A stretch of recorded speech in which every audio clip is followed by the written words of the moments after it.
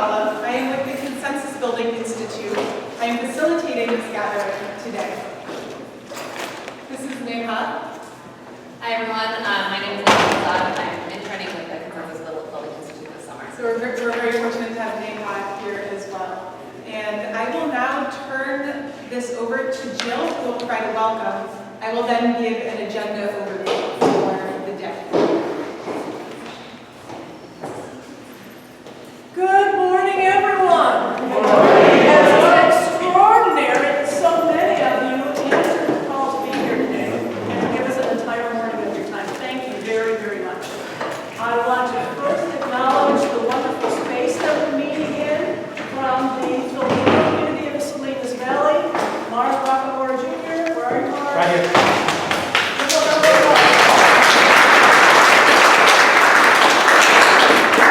And yes, wherever you can plug in, that would be great. Because I'm going to be one of the people that you're going to be raising your hands in the back. I can't hear you. So I'm going to try my hardest to project right now. This is going to be a very interesting meeting that I think is going to really capture your attention. Our goals today are to finalize our draft plan to end encampments in the Chinatown area of Salinas. You could call this a community pilot, because if we're successful in doing this, these methods are going to be tried out all over our area. We're looking to create a change in systems that work with people that are, thank you very much.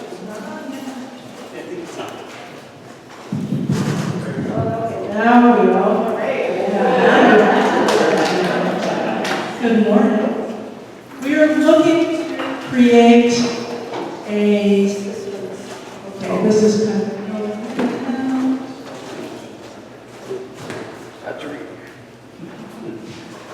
this one has a green light. Looking to create a system. We are not concentrating on services or remedies for all homeless people today. We are concentrating on the small percentage of people in our community that are chronically unsheltered. And that small percentage is represented by somewhere between, 150 to 160 chronically unsheltered people encamped in our Chinatown area. We have been, as the Salinas Downtown Community Board, and I should say, I'm going to introduce myself in a minute, but many of us wear multiple hats. Right now, I am the president of the Salinas Downtown Community Board, and through that body's Chinatown Homeless Action Team, we have been studying for years how to remedy this, both for the chronically unsheltered person that is in a very disadvantaged space, that is very disabled, and for the community that surrounds them, who are families with children, who are business persons, who are pastoring our faith community, who are service providers. This affects everyone here. And in fact, you're going to find out in a minute if you didn't already know, it affects everyone everywhere. And I'll explain that in a second. Our current system does not address chronically unsheltered people well. Our current system believes that housing first is a good model of serving people that are homeless. And it is federally endorsed by HUD, and they're right. It is good for about 65% of the homeless community who are not habitually, chronically unsheltered. They're basically newly homeless, many in families, and they need to be given the opportunity to stabilize in housing first and then surrounded with all the services that we can give them to get them back to personal sustainability. But for the other 35% of homeless people, and that number is rising, and understand, if you haven't been plugged into the numbers like many of the service providers are, understand that 25%, 1/4 of the nation's homeless population are within the borders of the state of California. And we see a lot of them here in Central California, or I should say the Central Coast.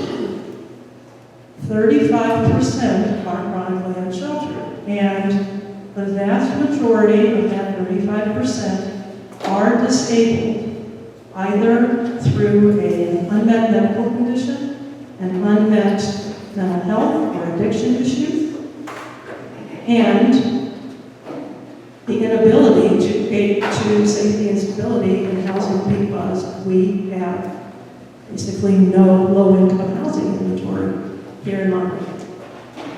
So those are all very disabling conditions. The current system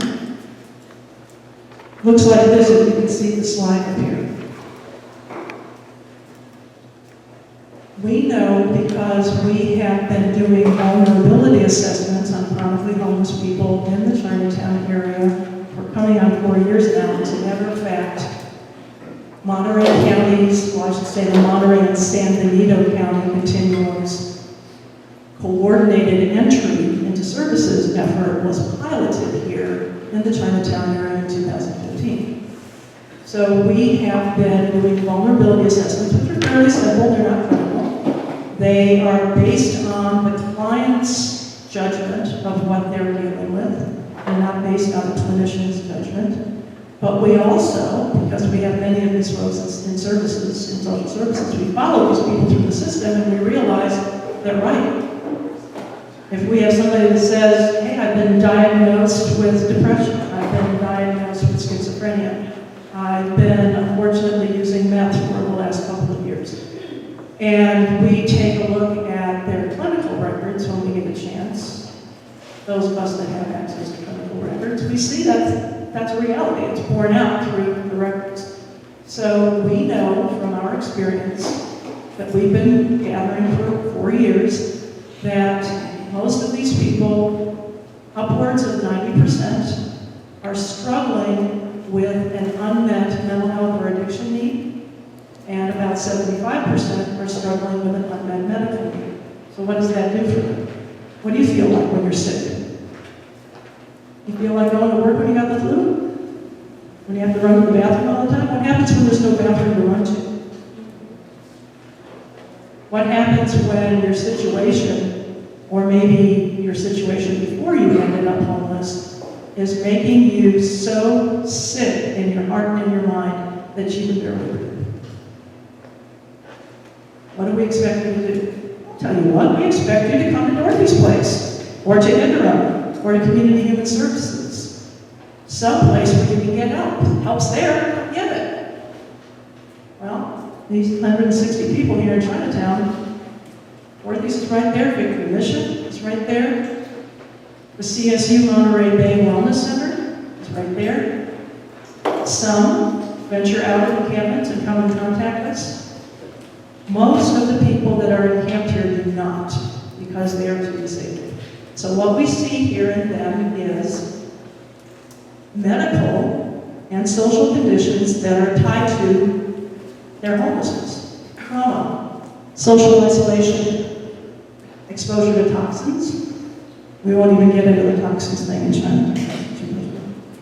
Housing instability, poverty, unemployment, sedentary behavior, poor diet.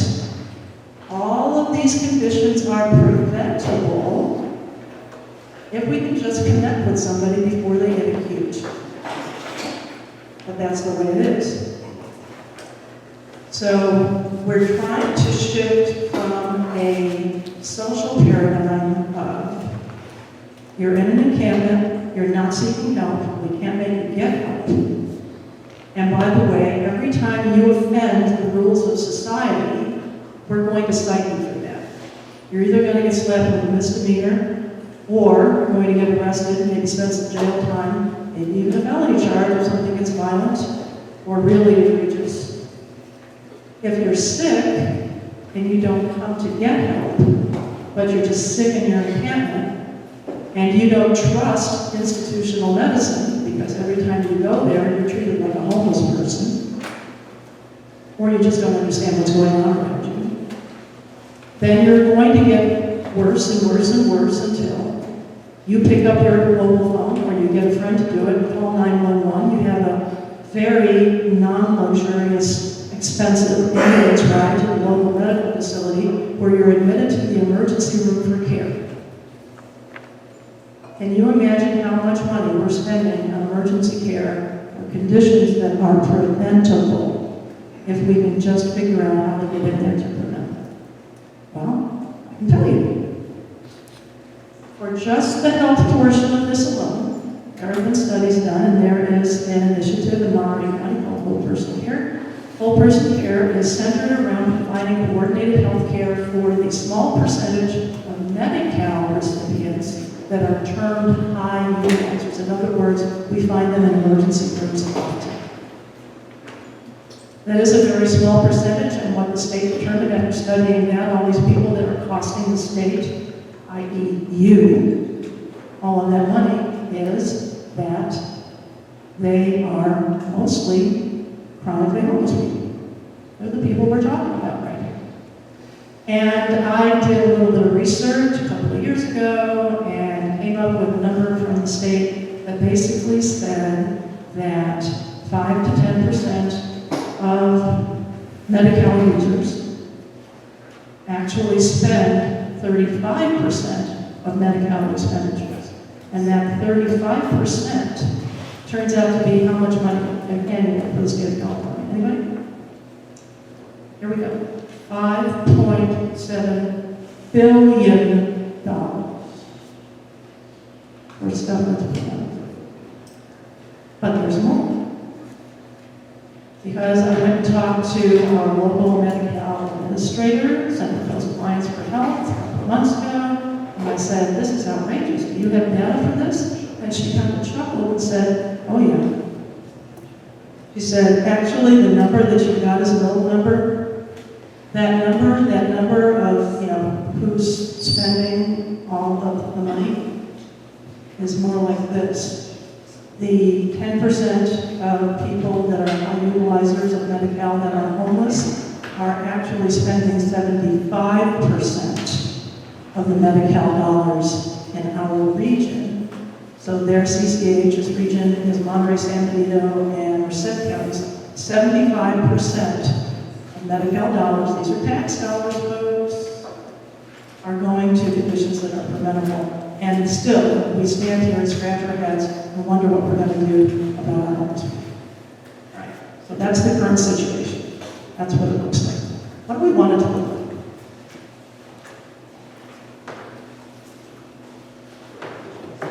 We want Chinatown to look like a lovely, thriving community space, right? So this is a rendering. It's a little fuzzy, sorry, I corrected something. This is a rendering of the new Moongate Plaza community that's being built right now. It is going to be ready for occupancy, I believe, at the end of October. And as you can see, the street in front of it is clear. There's a bicyclist there. There's a couple of people walking. There's a car parked out right about the place where the Red Artichoke Cafe is going to be. We're not going to talk about that today. They're probably picking up their takeout order. This is what we want to see in Chinatown, something healthy and thriving. But instead, we see encampments all over the place. So how do we shift the system? So the first way to do that is to ground ourselves in what our values are. And surprisingly, I'll bet if you look around the table at everybody's name tag, you're going to see values that are fairly similar to your own. Because we're human, and we all share core values. I think my notes are missing. So, I'm going to introduce myself, and I'm going to ask you to introduce yourself like this here in a couple of minutes. My name is Jill. I stand for grace, acceptance, and respect for myself and all others. And that's where I stand. And that's what I operate out of every day. So what I hope is that I filter my view of what's around me with the lens of grace, acceptance, and respect. That's all, pretty simple. Okay? We all have the opportunity to stand in our values. And if we're going to finalize a plan to end encampments, it has to be a plan that works for everybody. And we have to look at it as an opportunity to address our current system and move that to a different way of handling things. Why? Because we've been using the current system for decades, and it hasn't worked. Now, we put a lot of hard work into it. Don't get me wrong. We've all worked really hard at this. And it is the preamble to something better. But we have to look for an opportunity to make a change, to shift from what is principally now a punitive and crisis-centered, so punitive, law enforcement, courts, jail, crisis-centered, mostly health system, and change the system response so that it is collaborative, innovative, that it brings needed help and housing to severely disabled people that are out in tents and tarps on the streets and the bushes, and accommodates, as we would with any other disabled person, their trauma and their disability in a way that is far less taxing on our community resources, and yet it's very effective. So the results that we want to achieve today in this room are a solid plan of action. Your commitment, your individual and your professional commitment to fully engage this plan with transformational shared leadership. Nobody has to shoulder this on their own. And also, your commitment through collaboration to find the resources that are going to be necessary to make all of this work. So that's basically the purpose, the reason that we're here. So now I'm going to ask us to go around the room, and I'm going to start here on my left with Brianna and Paris, and ask you to stand and state your name, talk about what you stand for. I'll demonstrate that again, your organization and your title.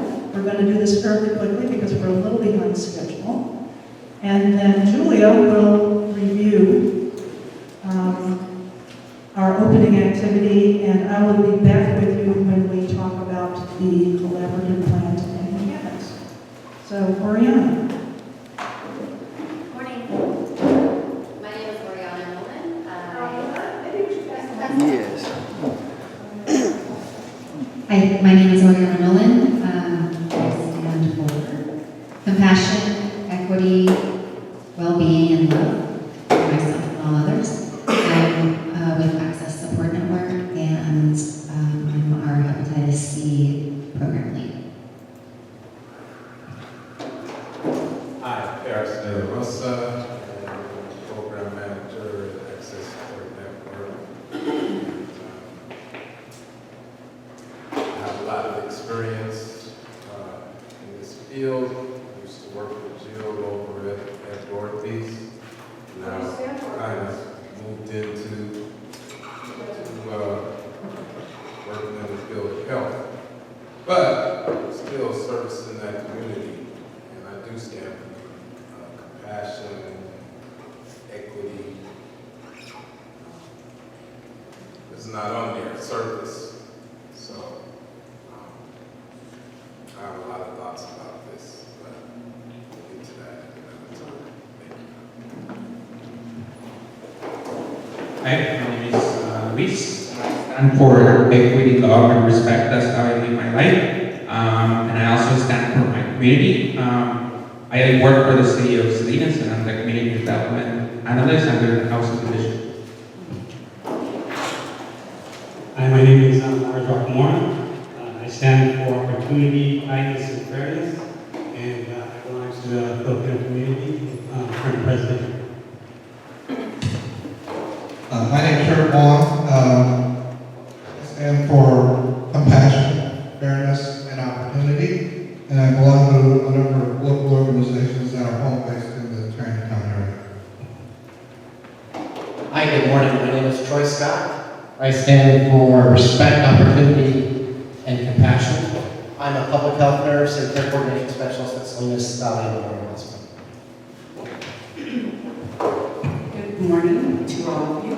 My name is Rosa. I'm the city councilwoman that represents this area. I'm very glad to be here this morning. And mine is respect, equity, and compassion.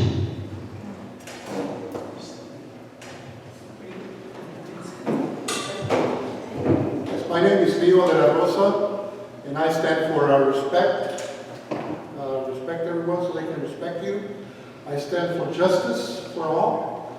And the other one is joy. Do everything joyfully. I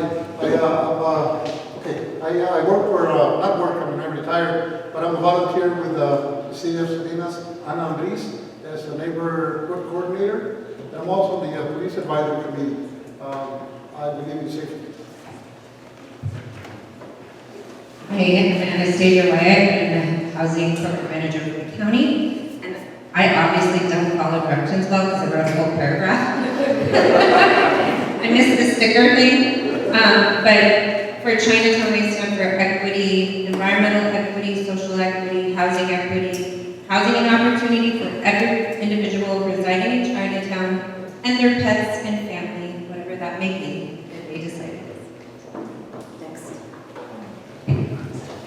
I am Kirk Main with the Housing Authority of County Monterey, and I stand for opportunity, compassion, empowerment, and respect. Good morning, my name is Maria Rivera. I work at the Housing Authority. I'm the Director of Housing Programs, and I stand for compassion, equity, integrity, dignity, and respect. Good morning, my name is Loretta Lasana. I'm with the Housing Authority, and I stand for compassion, acceptance, respect, and fairness. Good morning, I'm Steve Lundeen, pastor at First United Methodist Church, and we run the Neighborhood Services Center. And I stand for love, justice, respect, and compassion for myself and for others. Good morning, my name is Mr. Rogers, and I stand for equality, love, grace, and mercy, and respect. And I'm a RN case manager at the Down Medical Center, and also the co-chairman of the Whole Persons Program. Barbara Mitchell, I'm the executive director of Firm Incorporated, and I stand for integrity, healing, and hope. Good morning, my name is Daniel Bagan. I'm the leasing director for Mid-Penn Housing. I'm blessed to be able to work on the Wingate Plaza project. I stand for integrity, dignity, and opportunity. Good morning, I'm Robin McCray, I'm the CEO of Community Human Services. I'm like Anastasia, I don't follow the rules very well. I didn't even know there were rules. I stand for families, compassion, and action, and my comments are directed to the people who are experiencing horrific things at the border. Thank you. Good morning, everyone. My name is Michael Lissman. I work with the Health Department of Behavioral Health, and I stand for equity, hope, empowerment, wellness, and recovery. Good morning, my name is Stacey Peace, and I'm also with Monterey County Behavioral Health, and I stand for equity, opportunity, and compassion. Ken Jessica, I'm with Victory Mission. I'm the executive director, and we stand for grace, respect, and acceptance, among other things. But we're hoping that we can come up with some really good solutions.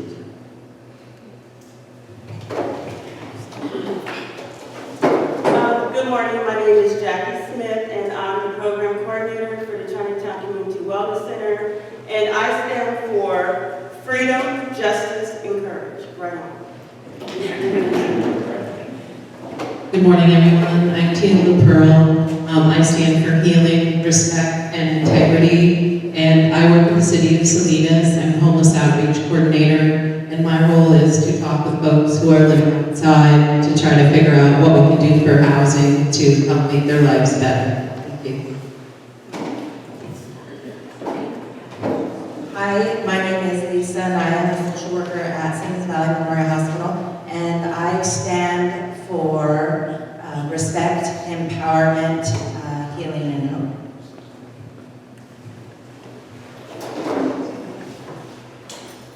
I'm Kevin Gast. I'm the program director for Interim Social Help Program, which is our homeless services program. I stand for respect, hope, and opportunity. Good morning. My name is Juliana Saldana. I work with Macomb. I am the outreach counselor for Salinas. My role is to spend my whole day in the community engaging with homeless individuals and trying to engage with them and trying to find better solutions for them to improve their quality of life. My values is I stand for compassion, kindness, and empowerment.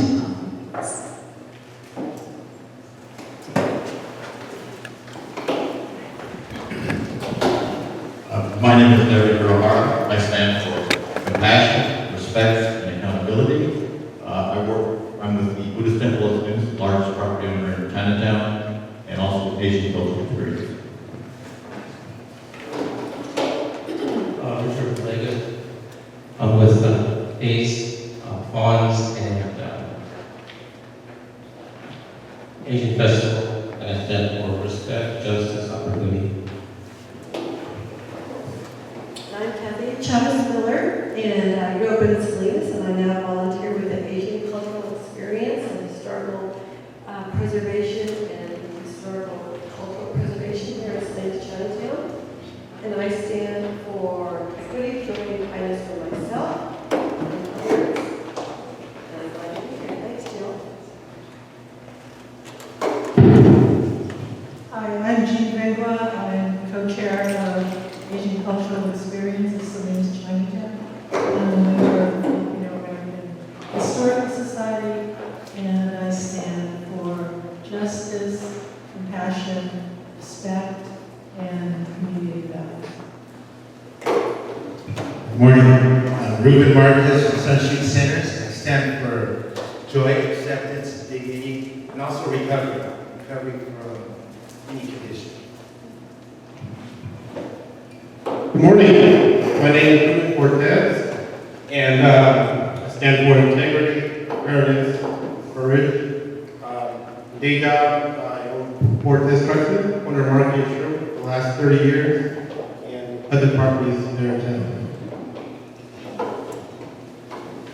Hey y'all, I'm Eric Johnson. I sit on the board of directors with Quinny Home Solutions, and we run a little nonprofit that's doing micro housing development for different housing solutions. So I was worried sitting at the government table here, I might not get all the right answers. So I picked healing, love, and justice, but I also didn't see collaboration and huge on collaboration, bring people together, as well as our faith community. Very involved with our faith community, love our central coast, and service opportunities for churches around the community.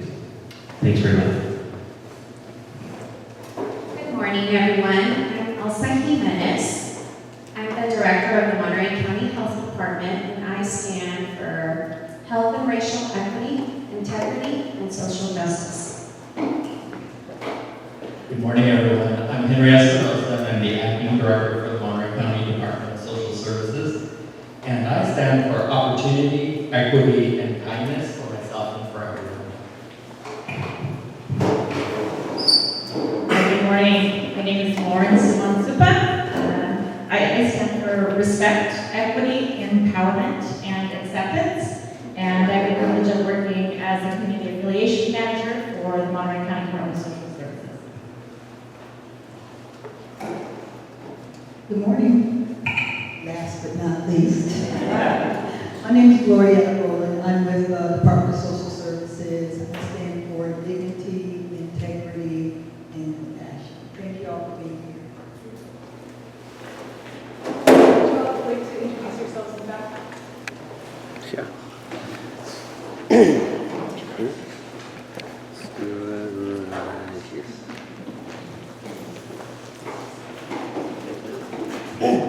Hi, my name is Wes White. I'm a retired substitute teacher turned community enthusiast. I'm also president of the Salinas Homeless Union. So I'm probably on the opposite side of the fence on a lot of this issue. And I stand for dignity,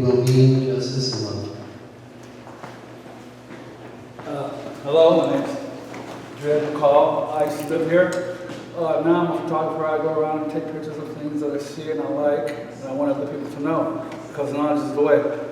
But, I don't know. How about integrity and compassion and love? All right? Thank you. So I just real quickly want to once again remind us that we are using that exercise to ground ourselves in the lens that we want to look through to study this issue. And the common values that I heard were equity, compassion, respect, dignity, love, justice, opportunity, empowerment, and many others. That's a beautiful lens to look through. And I think we have much more in common than we have things that divide us. So Wes, no offenses to him. Try not to. Come over to my side. One more opening activity. I invite you to take a minute, 1 minute, to think ahead 4 hours from now.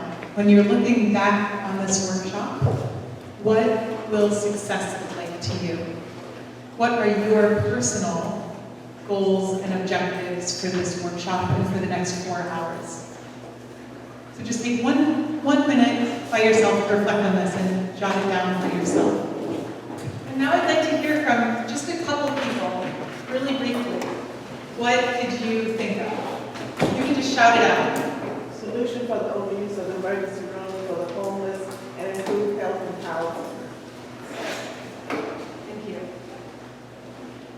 Anybody else? So after the 4 hours, I think that Yeah. I would like this outcome to be a feasible plan to house persons that desire that in the way that best fits their needs. Thank you. Anybody else?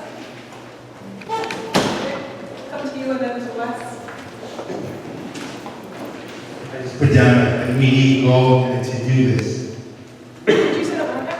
Immediate goal and to do this. And to do it. To do this. What's the mental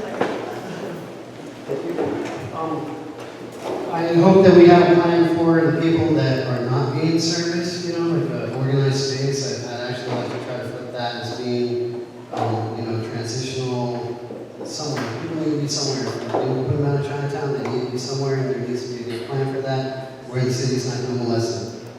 Thank you. Go to Larry and then you'll have the last word. For now. I'd like to see a collaborative plan with clear leadership and commitment. Thank you.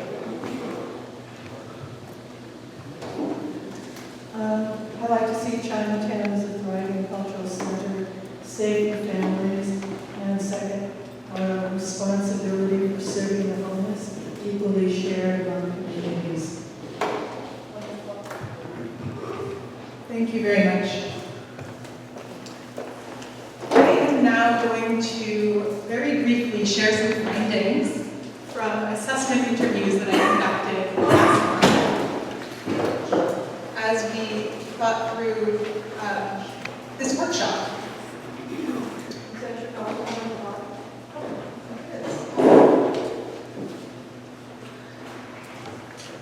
Okay.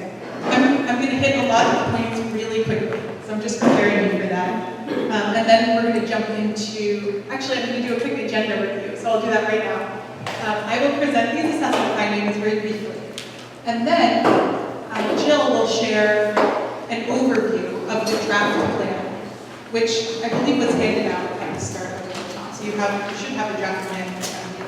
And then you will get into discussions in groups of 2 or 3 to talk about some questions for your reflection on the plan. What do you like, what's missing, are there any red flags? And then we'll have some open up group discussion. So that will be our conversation about the plan with the objective of having a roadmap at the end of this conversation, having a plan that can serve as a roadmap for moving forward, for finding the resources and the funding that is needed for implementation of that plan.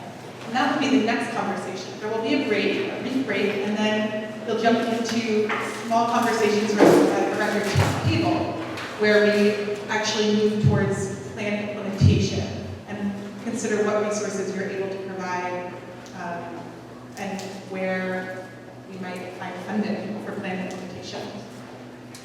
And then we'll move towards closing and conclude by 1 o'clock. Any logistical questions at this point? There's bathrooms, I invite everybody to take care of your needs as you need to. That means feel free to use the restroom, feel free to get some water, stretch, stand up if you need to. There's some working agreements both on your agenda and on the wall. They include all ideas have value, honoring time, practicing both and thinking, meaning things aren't always black or white, but sometimes there's gray area. Step up, step back, which means feel free to share your voice, also really lean into active listening and keep listening about what other people are sharing. And lastly, have fun as much as possible. Okay, so I will now shift into the presentation of stakeholder assessment findings. And is the best way to do this with you? Again, my name is Julia Gallo. I'm with the Consensus Building Institute.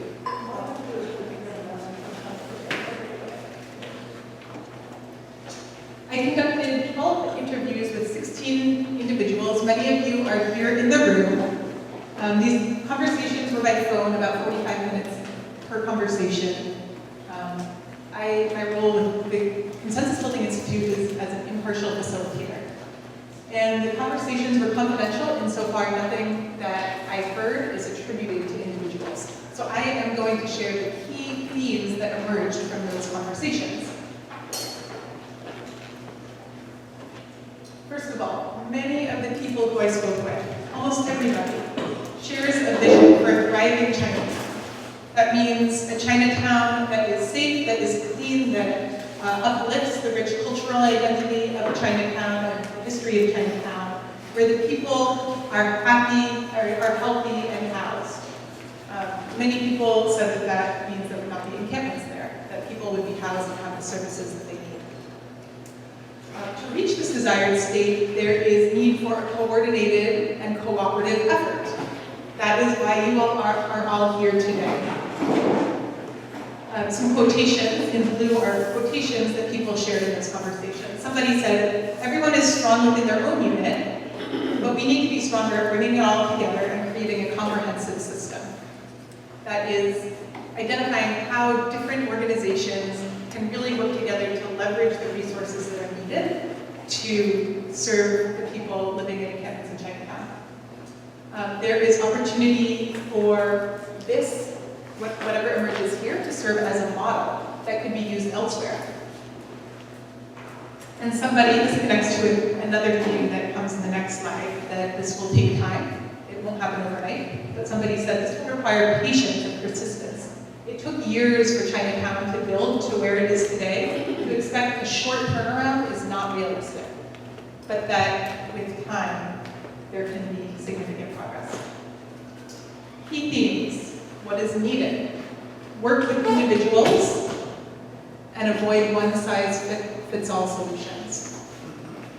Somebody said we need to address macro problems in a micro setting, where we focus on the individual one at a time and find solutions to individual cases. Again, this work takes time. There's a challenge of gaining trust with people who have not always who have had very negative experiences with the system in the past. There is a need for stable, consistent services over time, and a clear path to access those services. Interviewees articulated the need for comprehensive wraparound services, and many people are supportive of the idea of a hot team, a homeless outreach team, which is an interdisciplinary street team that is highly targeted, is built around relationships, and has a range of different providers, care providers involved with the team. Of critical importance is support for addiction and addiction treatment. Many people are, in fact, not interested in services and will relocate to a different encampment at times than enter housing. And as one person said, rehabilitation is critical, but participants have to want to get better. Addiction being one of the fundamental causes for that. It's important to have a partner that specializes in addiction treatment and has the skill set to do so with harm reduction, within the harm reduction model. And several people I spoke with suggested drawing on models that have been successful elsewhere, rather than completely reinventing the wheel. Other key themes: create more room for medical provider involvement to address high utilizers of the system, of the medical system, which Jill spoke to earlier, and work hard to support and house those people, those particular high utilizers. Also, I heard that there is a need for a continuum of housing options, which I think Jill will address later on. That could range from tiny homes to housing for registered sex offenders to housing for single women. There's a whole range of different housing needs for different people within the community.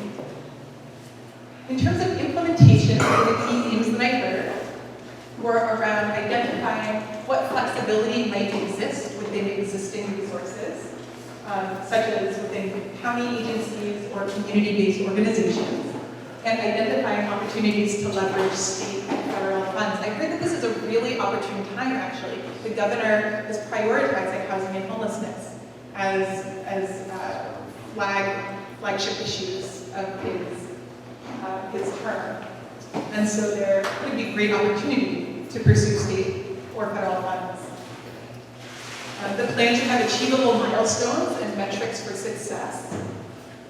Challenges that I heard were around NIMBYism. As one person said, NIMBY means not in my backyard. That's what it stands for. Some people said, one person said, everyone wants to address this crisis, but few want shelters or services in their community.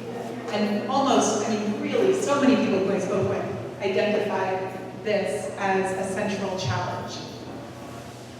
Others spoke to funding and the fact that there is such great need for services that far surpasses those that are currently available. Thus, there's a significant need for funding to actually implement a plan.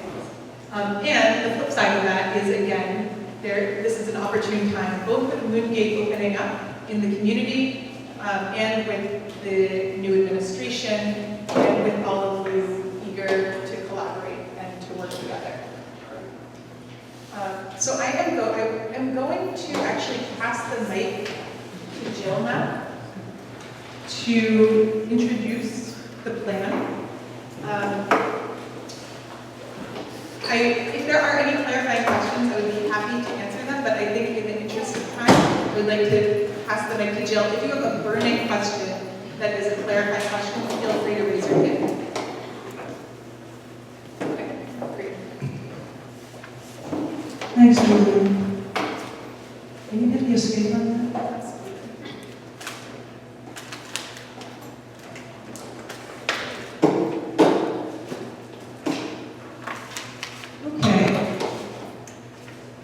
So everyone should have received this plan a little in advance, like it was yesterday or the day before, I can't remember. Many of us that were on a pre-planning conference call last week discussed this in a little bit more detail. Again, like Julie says, this is draft, very draft, and it is intended to become the roadmap. So it won't have every little intricate detail, but it will kind of point us, how to get to Akron, kind of thing. And because there is a significant amount of detail in the printed plan, I am just going to do a very overview thing, just going through the slides. But you can follow me on the printed plan if you desire. And I'm going to sit.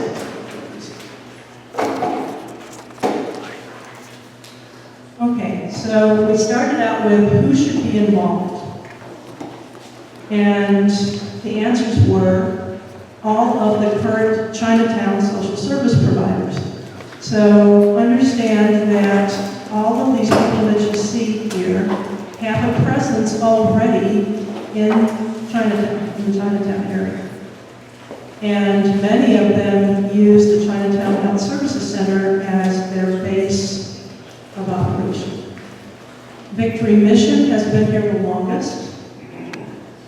Dorothy's Place has been around since pre-1995, but in 95 they moved into the current Dorothy's Place. Victory Mission, I think, Ken has been around since 1957. 59. So they've got a huge presence here. And we'll go over some of the timeline in a second.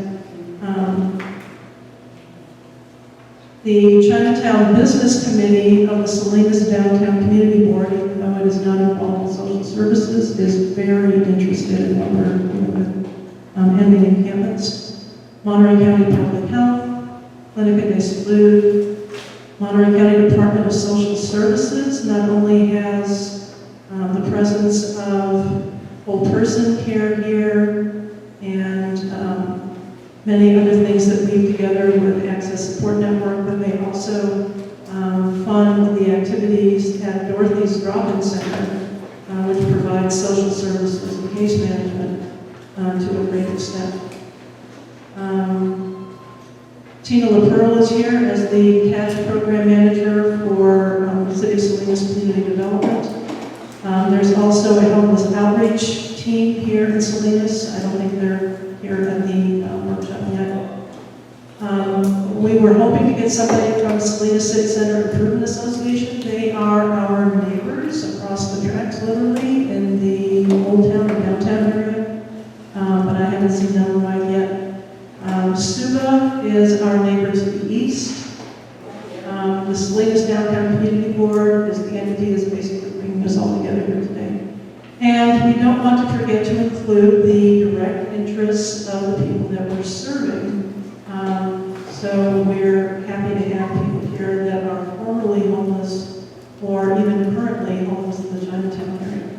So why should all of these stakeholders be involved? Because to get everybody together collaboratively creates a synergy. What's a synergy? It's the parts becoming more than just the sum. The effect, the impact grows exponentially when you bring people together. So synergy of resources, synergy of communication, synergies of service. So this is a very small and overly populated slide that I was attempting to show the progression of social services with. So I'm going to call it out a little bit easier. Social services basically didn't start in 1986, but 1986 was a year that the Salinas Redevelopment Agency started redeveloping the Old Town area. So you're basically looking at the 100 through 400 blocks of Main Street and the surrounds. They were populated at that time with rundown tenement buildings, and people that were homeless or had no place to go, that were all over the streets. And the first part of that redevelopment effort was to get those people relocated somewhere else. So the city of Salinas engaged these folks who were very commonly addicted to alcohol at the time in a drop-in center that became known as the Swinging Door. The Swinging Door was first on the corner of Market and Pahara, and then, because they wanted to move it further away from Old Town, was positioned on the corner of Market Way and Soledad Street and remained there for quite a few years. So that's the time frame that we're talking about. At that time, it was Victory Mission. Salvation Army had a presence there. Sun Street Centers ran the Swinging Door, and there was Dorothy's Kitchen.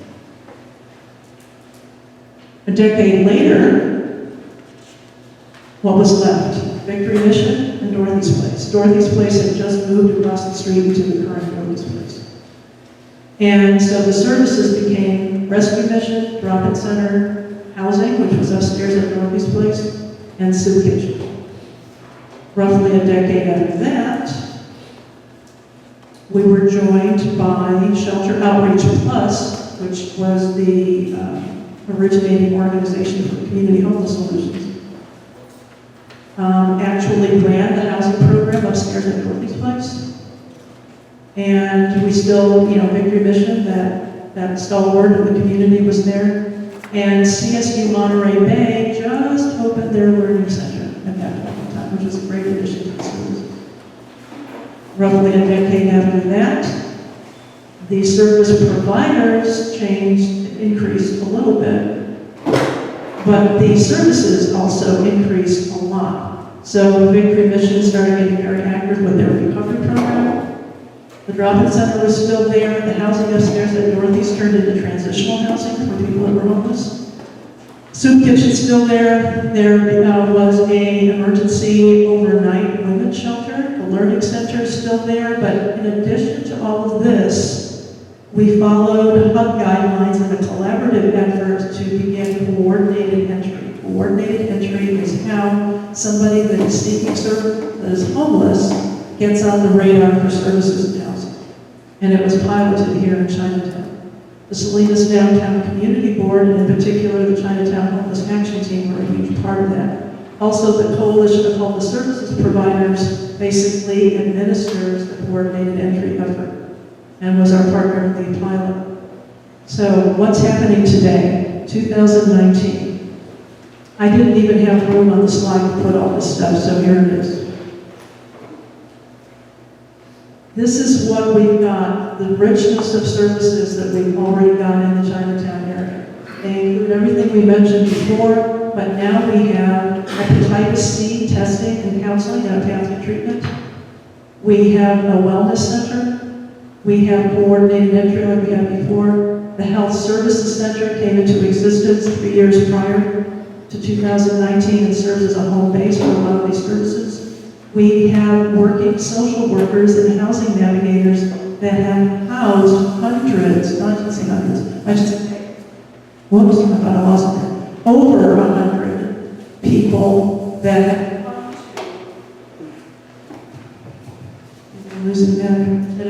to Dorothy's Place or the Health Services Center to get on a track to housing.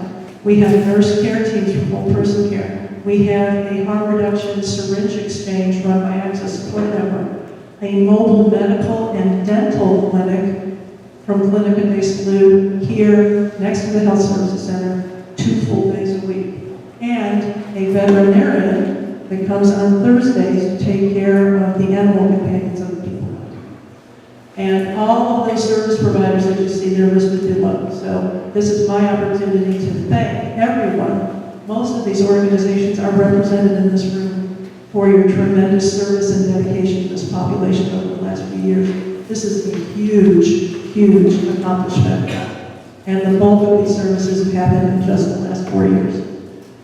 Okay, so before we talk about shifting the paradigm, we need to, most social service and even health initiatives are funded because they present the funder with measurable outputs, activities that can be measured to create outputs. And so what are outputs typically? How many homeless people you serve, how many people got assessed for health services, how many emergency room visits, how many this, how many that, and what percentage of people did this.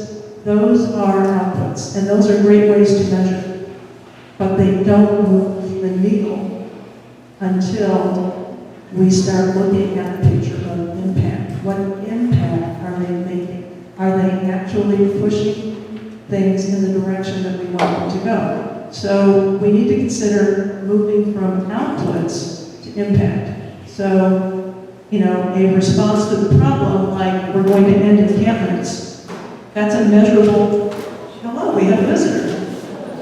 And the visitor seems a little confused. Okay, maybe we'll stop. Welcome, Officer Carney. So, I think maybe he's been here before. Obviously a guy, because he wasn't consulting with anybody for anything. Okay, sorry for that very, yeah, that was very good. Okay, so a response to a problem like ending encampments is in fact measurable. But what's the impact that we want to achieve? That's the lens that we need to look through. We need to ground ourselves in our values and look through the lens of impact. And the impact of that would be realizing the full potential. Everyone is healthy and housed. That's what we should be, that's the eye, that's what we should be looking toward, is everyone is healthy and housed. So, and output like homeless people receive medical and mental health treatment from outreach teams. We should be actually thinking in terms of impact. Chronic medical and mental health, substance abuse, disability conditions are routinely treated in encampments and billed to Medi-Cal for sustainability. Why not? Well, there's a couple of reasons for that we'll get into later. But that can happen. A measurable activity, government funders of social and health services encourage collaboration. How many times have social service people heard, we encourage collaboration. If you're going to apply to us, we need to see that you're collaborating. Okay? Why not? Government positions are embedded seamlessly in nonprofit social and health services to achieve true alignment and synergy. Why can't we do it that way? Why can't we be aiming at that? Okay, so get back to the plan. How will our decisions reflect our values? What are the impacts of what we want to see that will create systems change that actually solves the problem? As planners of systems change, we ground ourselves in our stand and our shared universal values. We use our shared values as the lens through which we see change, which is the impact. Think abundance. Don't think about, we don't have enough funding for this, we don't have enough social workers for that, we don't have enough housing. If we think with scarcity, what are we going to get at the end of this? More scarcity. Okay? Let's today think in terms of abundance.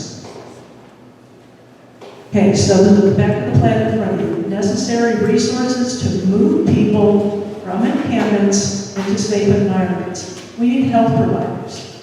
We need public health nurses. Why? Because both increase the client's capacity to engage the social services and health navigation that are going to get them to safety. These people are sick. They don't feel like engaging anybody. That's why we need that.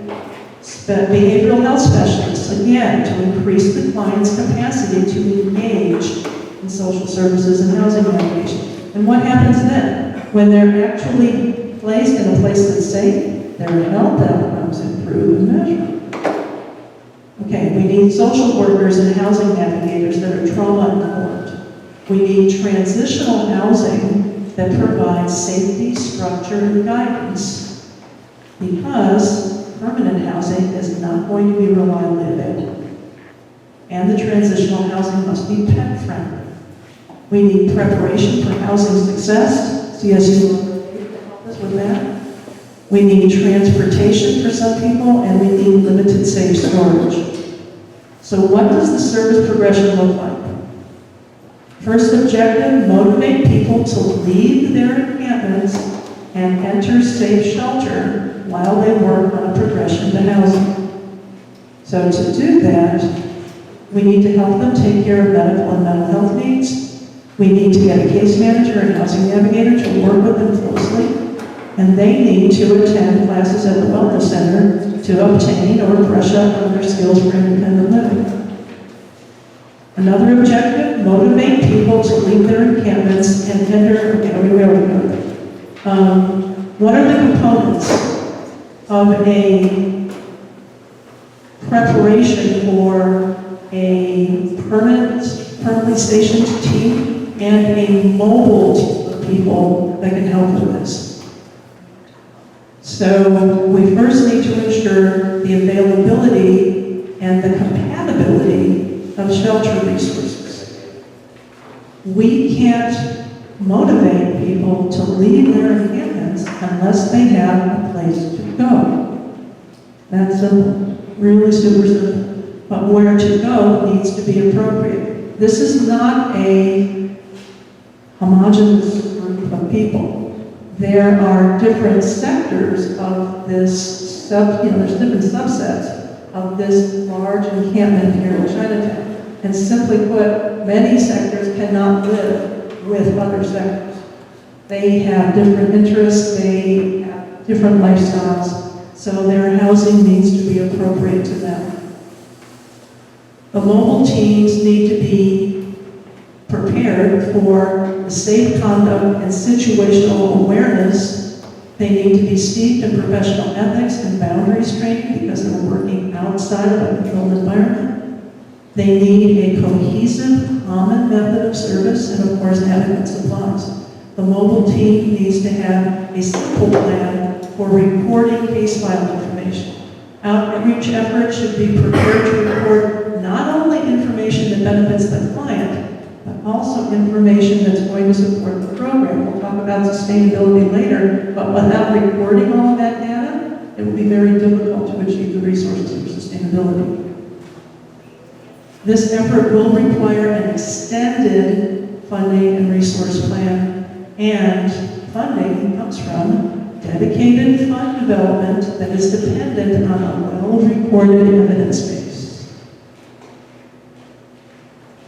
So, taking homeless services to encampments while still maintaining a dedicated base for the outreach personnel, and access to regular meals, and a safe drop-in center with hygiene facilities are all essential components of outreach.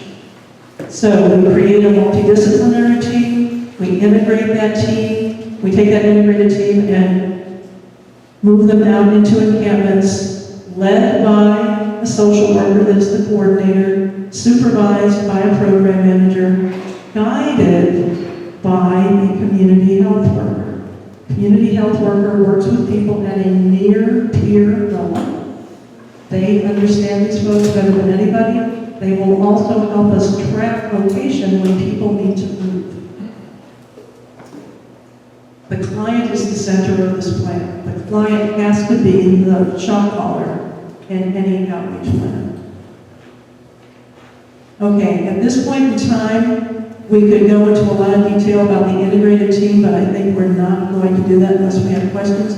But I am going to ask our hepatitis C team, Oriana and Paris, to talk about why we're concentrating so heavily on getting people in encampments tested and treated for hepatitis C. It is an integral portion of this plan that is going to help people engage with the other services they need.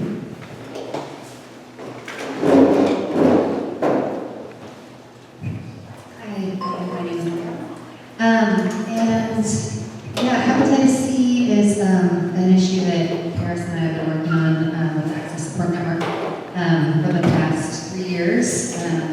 I came to the program with a fair amount of healthcare and community health experience, and Paris came with complementary skill set of familiarity with the population and with the community itself. And what we've learned by doing outreach and testing for hepatitis C is that it's a highly prevalent disease in this community and nationwide, worldwide. We find that at least half of people who inject drugs are infected with hepatitis C, so 50 to 75%, I would say. Among the homeless population in general, if we're just talking about the general homeless population, it would probably look like 15 to 25% of those folks. So a highly prevalent disease that is curable. There's a cure now for hep C. And the current treatment is 8 to 12 weeks, as short as 8 weeks. And what we're seeing is that, it's great to treat hep C, it's great to cure any disease. But that because it's short-term, curable, highly prevalent, it's like an attainable, it can be like an attainable goal or an entry point to care.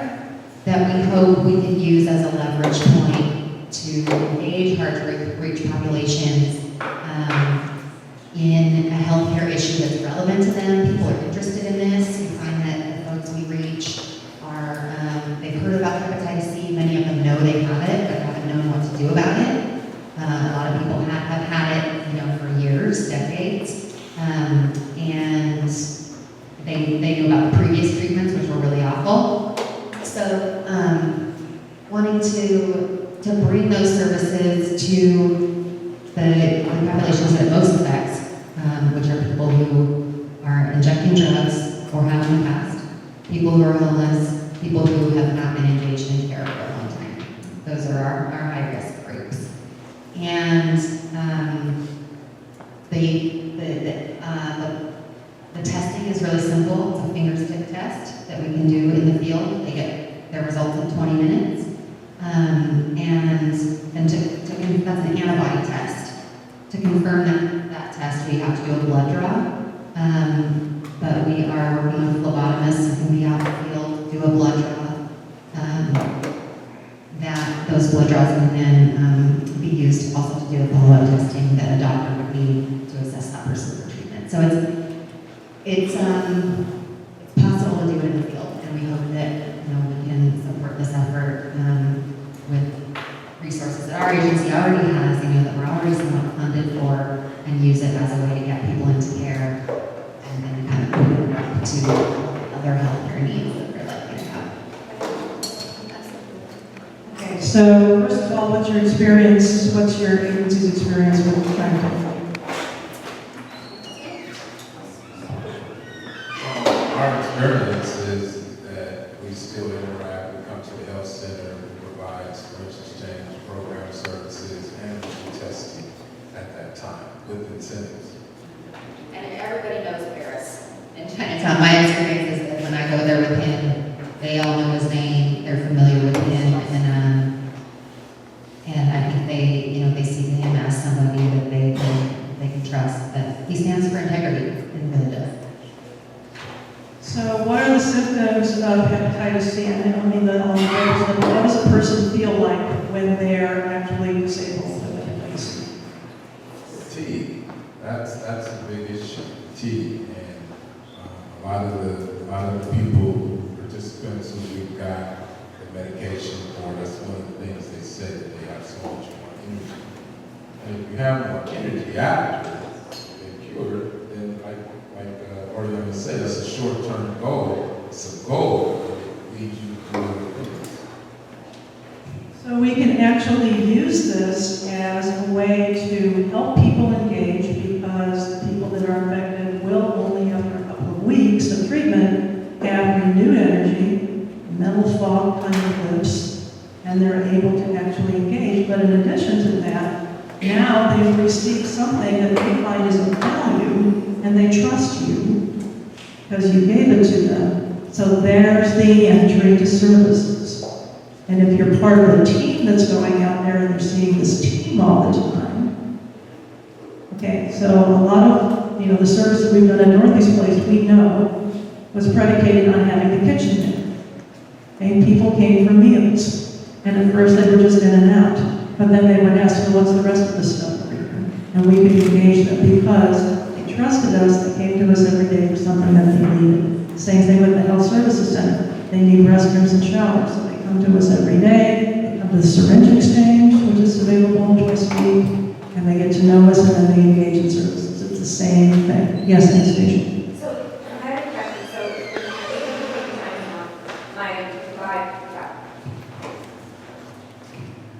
So, when we did the point in Chinatown, the lady in my car, the homeless guy, she mentioned that her daughter was just day before diagnosed with AIDS. And, so I'm wondering, I know we don't have a hot dog grant here in you do have the hot dog grant? Okay. So, to me, it's how can somebody getting AIDS in, so young, the girl is 25. So where are we at with not just Hep C, this is great information, but with AIDS as well? So I'm going to interrupt and say that let's put a pin in the question. But right now, I really want to get through the plans, and everybody's on board with that, without really getting down into the weeds about how to do the service provision. But we're going to put a pin in that, and Julia is writing it up on the piano. Okay, so I just wanted to be able to describe that we're using hepatitis C testing and treatment as an entree services in addition to actually solving a major health issue in Monterey County.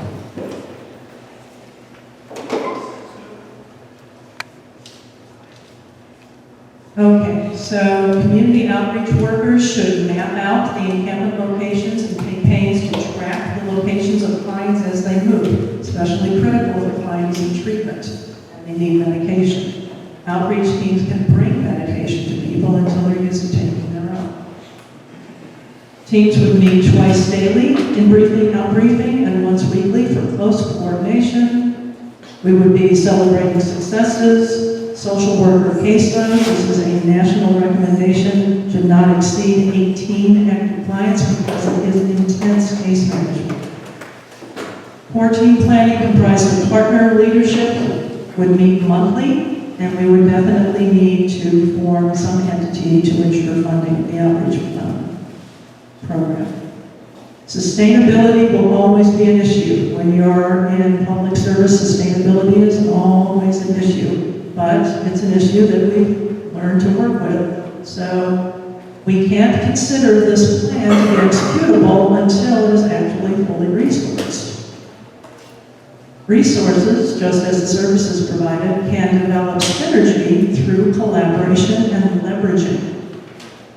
The sustainability plan here has yet to be developed, but based on its complexity, we should plan for dedicated proposal writers and dedicated data analysts for long-term sustainability.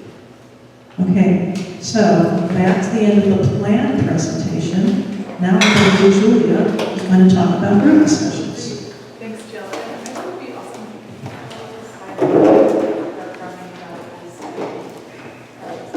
Several slides back. Okay, so this was a lot of information that you just received.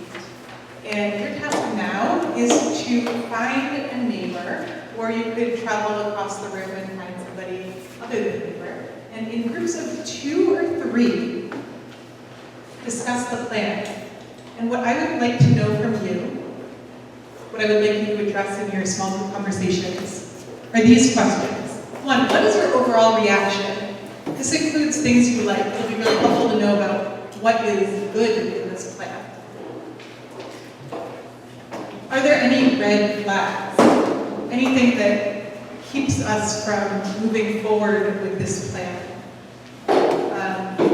We're looking to come out of here today with a roadmap for moving forward, a roadmap for implementation, so that with the latter half of this workshop, you can actually shift to thinking about next steps and how to put wheels on this plan and start rolling it forward. So we're really trying to get a sense of, does this plan have your support? And then lastly, are there any suggestions for substantial improvements? Something that would really, really make a big difference in this plan. So not wordsmithing so much. If you have ideas about wordsmithing, feel free to slip me a note and I'll definitely take that information and integrate it. But we're looking for the big picture questions around whether this plan can be moved forward as a roadmap. Okay, so you'll have about 20 minutes for these conversations, and these are the 3 questions that I would like you to address. Again, overall reactions, including things you like. Are there any red flags? And are there any suggestions for substantial improvements? Let's start with the first question. Overall reactions, things you liked. And raise your hand if you have something that you would like to share. Overall reactions, things you liked.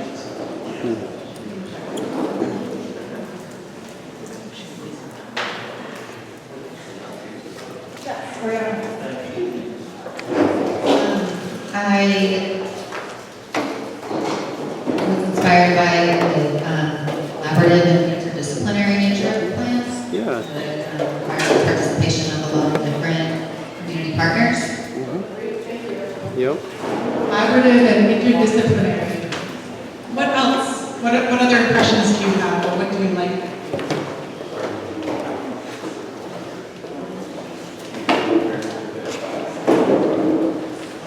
It strikes me that there may be ways to accomplish the very things in this plan in alternate ways. And just one example is using community-based organizations rather than more traditional like social services or behavioral health.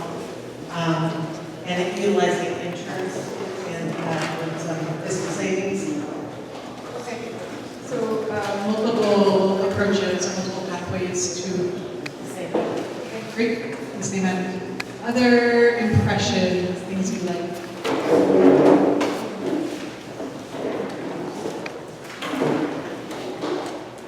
In our group, we talk about a couple of different key points that we want to emphasize. And I think, when we're talking about providing services, we have to remember that we also have to consider youth. I think we feel that's something that we need to address when we're talking about, providing homeless services. And also the other key component is we need to find the funding to be able to do all of these strategies between providing services, but also finding housing to house, people that are experiencing homelessness. When it comes to where we see the plan, the people in my group thought that the plan is really missing the lens of other organizations in Chinatown, and so they felt that the plan that is currently as a draft needs to integrate all of the different organizations that are in Chinatown, and it should integrate the service providers, but also the organizations, the cultural entities that are in the neighborhood. We also feel that this is one key factor that we need to address in order to revitalize Chinatown. But in order to really revitalize the whole neighborhood, we have to be thinking about kind of holistically and how we can tackle other problems.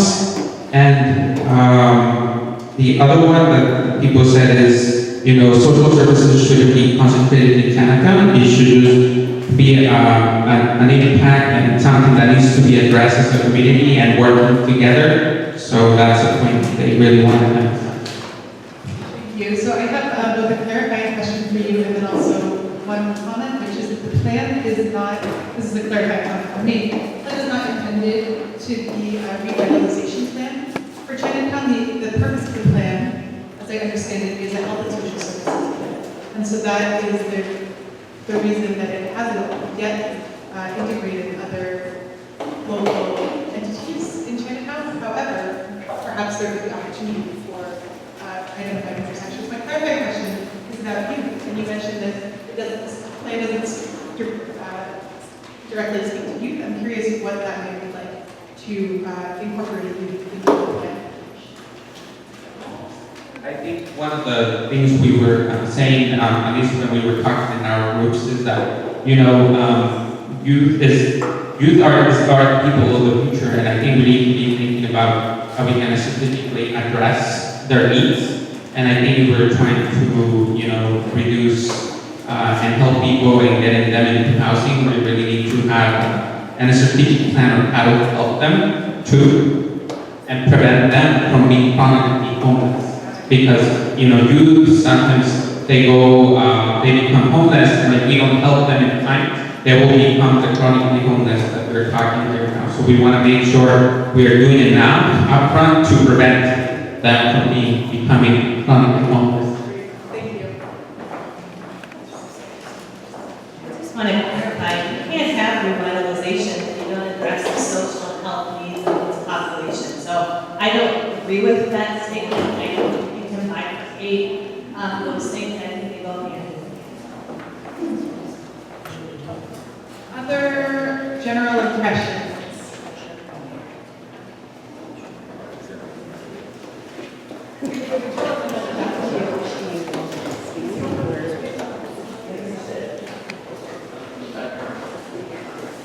At my table, we were talking about provision of services that is already occurring, especially in hospitals, there are from addiction treatment services. And what we're finding is that the people that are doing institutional medicine and the people that are trying to get people housed and into addiction programs really want the best for their clients, but their hands are tied when the client leaves the hospital because that's where their jurisdiction ends. And if they're trying to get a client into evaluation for treatment and they can't house that client immediately, then it becomes, how do we remind the client that they've got an appointment coming up? How do we find the client to communicate with them again? So lots of good things going on, but not the ability yet to do a warm handoff for the client so that they're not left in isolation. Strengthening linkages between medical providers and community organizations. Yes, so that there is a continuity of services for that client. It's intense. Continuity of services.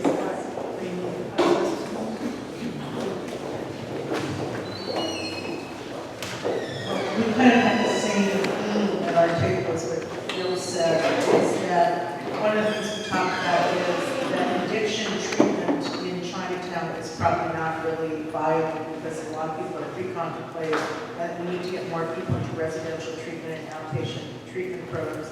And we are lucky to have our case manager with us and talk about the exact same thing, is when people are in a crisis, it's a great time to intervene. And if we can work out a way to really do the screening and get people immediately into drug treatment programs or into other programs that have residential components of them, when they're going through the ER, that we may have a better chance because sometimes they're more motivated at that point. And even detoxed at that point. And so that we need to, I agree exactly what you're saying, is sending people back out to the streets and then trying to find them again is not necessarily the work.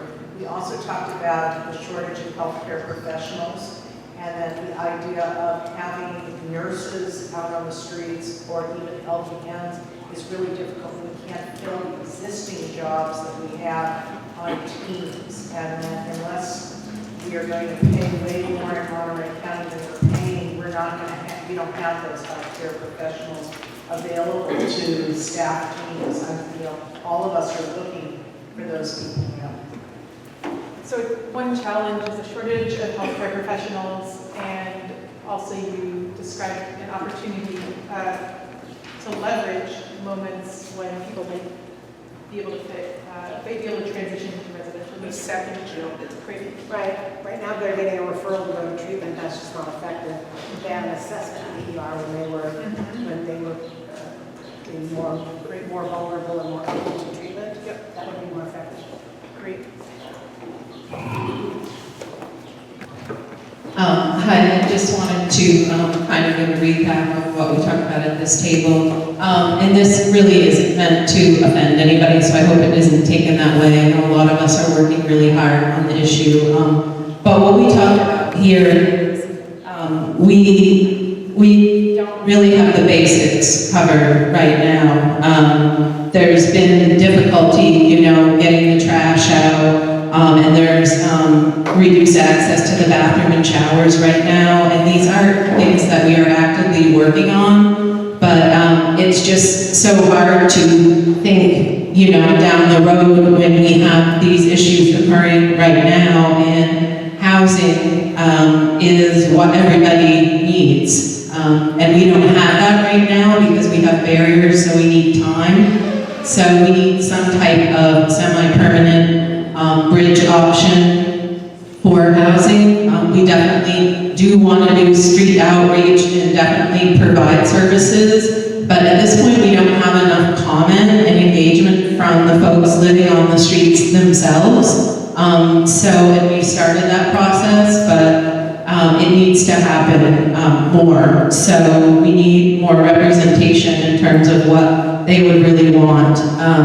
And something that hasn't been very popular, and we've talked about at this table, and we need to talk about it more, is there's a percentage of folks that Joe was mentioning that really don't want to have housing right now. They want to stay outside. A lot of the times they have dogs and stuff, and you can't access the housing and bring the dogs in with you. And there are a lot of other barriers, so we kind of have to think about that group as well. Thank you. So what I heard is cover the basics, including trash and sanitation, the importance of representation, and from folks who are actually in the encampments and having them at the table in these conversations, and finding ways to support folks who might actually want to be staying outside. Anybody else? Okay, so here, and there.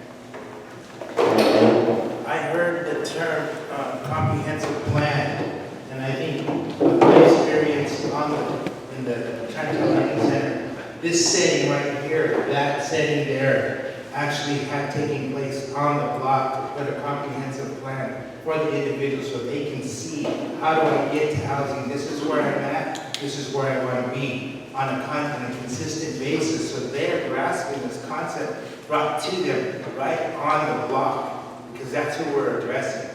You know, and some of them may not be able to, you know, sit with somebody, but as this happens, like in this setting here, we make it present on the block, it's going to bring awareness. They're going to be able to maybe not go the first time, maybe not the second time, but it'll start drawing people to this plan, and it becomes comprehensive to them where they want to go.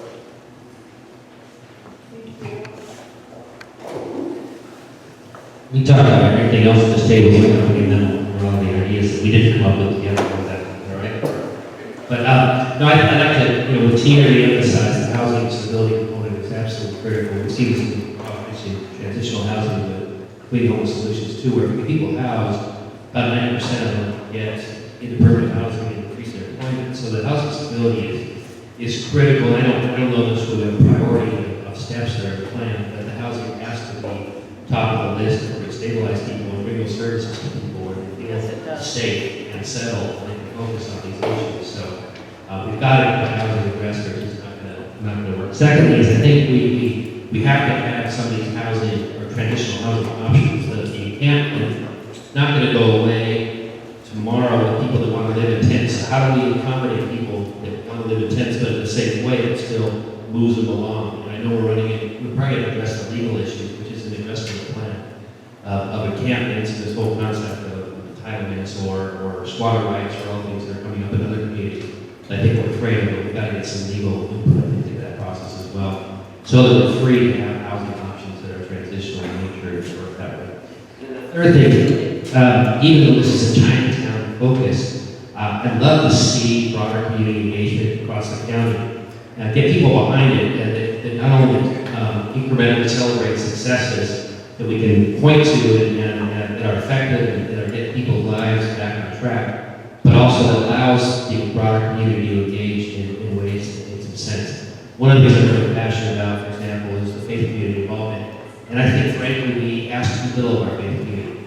We have to do very mundane tasks or things that are just not exciting, but we can have to do very big things to be involved in a way that brings, by the way, some voluntary services that helps with some of our sustainability.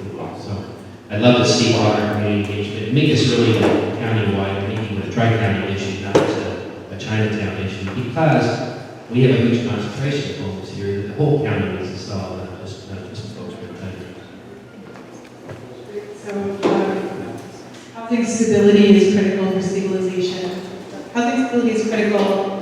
Spectrum of housing options is important, and there are still unresolved legal issues related to some of those solutions.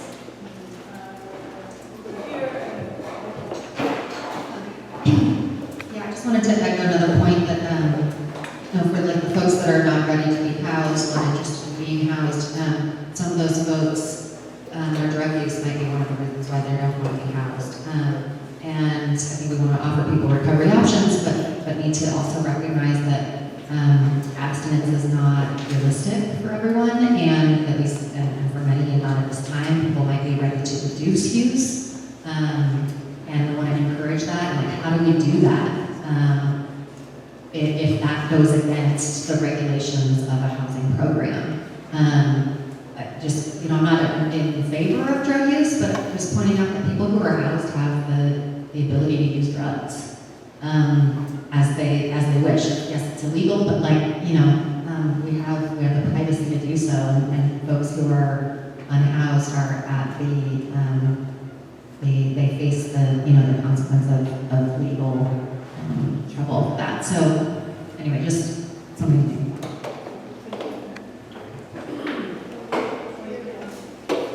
Did you have a direct?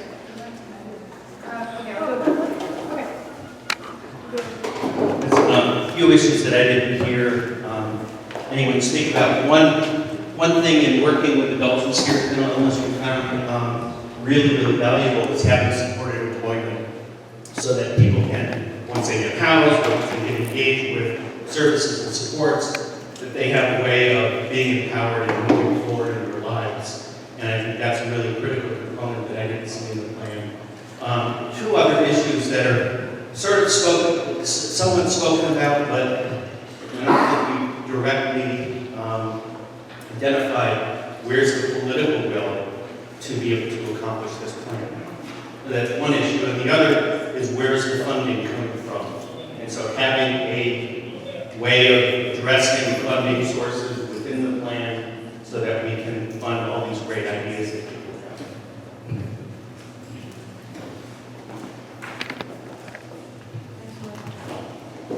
So I kind of wanted to piggyback on both Eric's comment about housing and Oriana's comment about substance use and almost mattering what Michael just said. What we find here in this chronically unsheltered population is isolationism, but you don't find people generally making camp out in the middle of the field where they're not surrounded by people. They're still clustered here because they're human and they need to be near humans. I think one of the very worst things that we can do for people is to, if we even had the availability, is to stick them into their own shelter where they're alone at night and wondering about their future and feeling isolated because they're alone, because the rules of the shelter are you can't invite all your friends in. And, they're depressed, and they haven't worked in a while, they wonder if they're ever going to work again. And sure, they're going to use. I mean, if I was stuck in something like that, I'd probably be using. I can empathize with that really easily. So the question then becomes, what kind of housing options are appropriate for these folks? I've heard people mention that everybody should be treated with housing first. We should put everybody into their own place, give them their own safety and security, subsidize their housing, and then surround them with services. I'm here to tell you from my experience, that just doesn't work. These people need a lot more hand-holding, they need activities, they need employment opportunities, we need to get the community interested in providing part-time employment opportunities for these folks, relaxing the rules a little bit as long as the safety isn't relaxed. We need to give people the opportunity for a purpose in life, a reason to get out of the situation that they're in, not reasons to become even more dumb.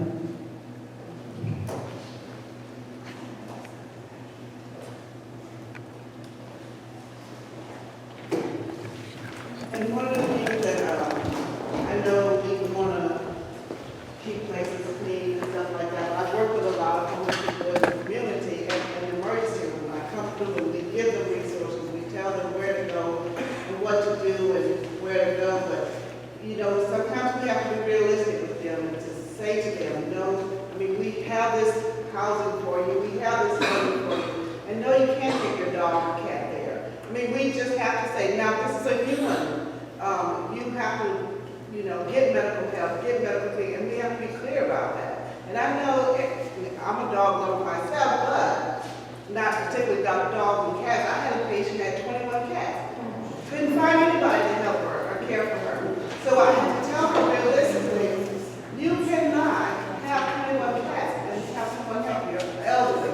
And that's what we're saying now. We're getting an older and older population with homeless people. And we have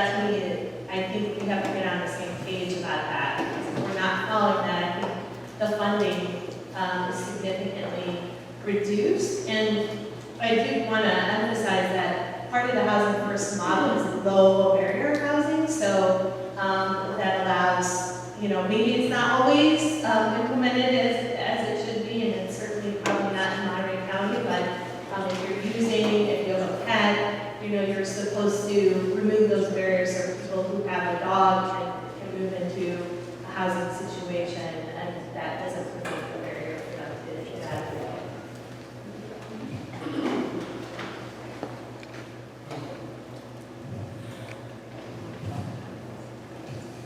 Thank you. I would just add to what Megan just said, that I think that the housing first model has to happen, but what we need to do is just do better and add more to that and surround people with more to make it work. Otherwise, I think we are in jeopardy of losing funding and not being able to do. We have so much to do, and we have it's so much ahead of us. But the comment I wanted to make, and just maybe a question, I think really what's missing from the plan is solid input from those that will be impacted by the plan. So the people on the street. And that is a big concern to me, and having had conversations, I'm not sure that we're all in agreement about what it will take. And so, for some of us, we think services, for some people, it really is just provide housing. And I was telling the people I work with that, wouldn't it be nice if Medicare would cover rent? If there's 85% to 75% of the number that Jill shared about that, 10% of the population using 75% of the Medi-Cal dollars. I was sharing with the group that I saw a television show, and the doctor prescribed housing and made sure the hospital paid for the housing to get the person off the street. And the guy had not lived in housing for a long time, and he kept saying to the doctor who showed up at the apartment, "This is mine. It's mine. I can stay here." And I just find, to me, it gives me the chills thinking that's the kind of creative opportunities we need to look for among all of us. All the hospitals need to be working with us, all of us together to figure out what the options are. But first, we need to be sure that we're solving the problem that the people are experiencing. And I think, recognizing family is defined by the people themselves. And, with animals, big issue, people's belonging, big issue. So I guess I feel like all those things have to come together. But if we consider housing to be, it is a social determinant of health, and we're not going to see people become healthy without solving that basic problem. So I like the idea of tiny houses, all the different things that we can do, and that's what we have to figure out. Thank you.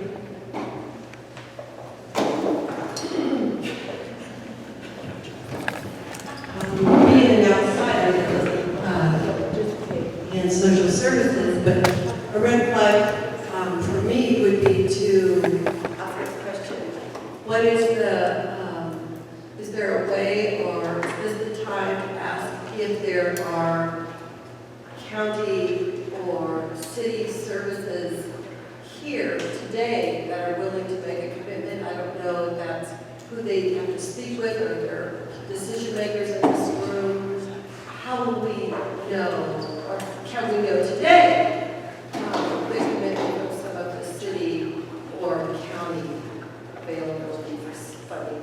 Great question. So you're wondering about what is materially possible.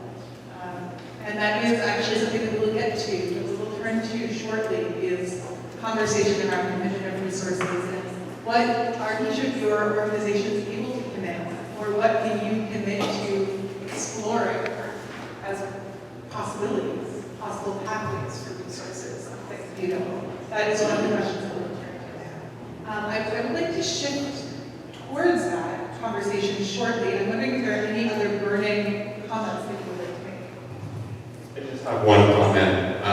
As a housing provider, we do see a lot of individuals that are in the housing system, and they don't find success with their first housing opportunity. Speaking specifically about Newgate Plaza, it's not wet housing. Individuals are allowed to drink within their own units.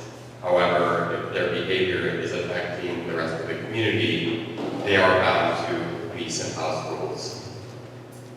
So with that being said, I just want us to also be thinking about the fact that there may be individuals that enter housing, don't find success, and then are re-entering the streets or making an attempt at other housing or better residents. We don't see it as a failure, but just as that they need another opportunity to find the best fit for them. I just want us to be thinking about that as well. And then any other last burning comments before we shift? Okay. Great.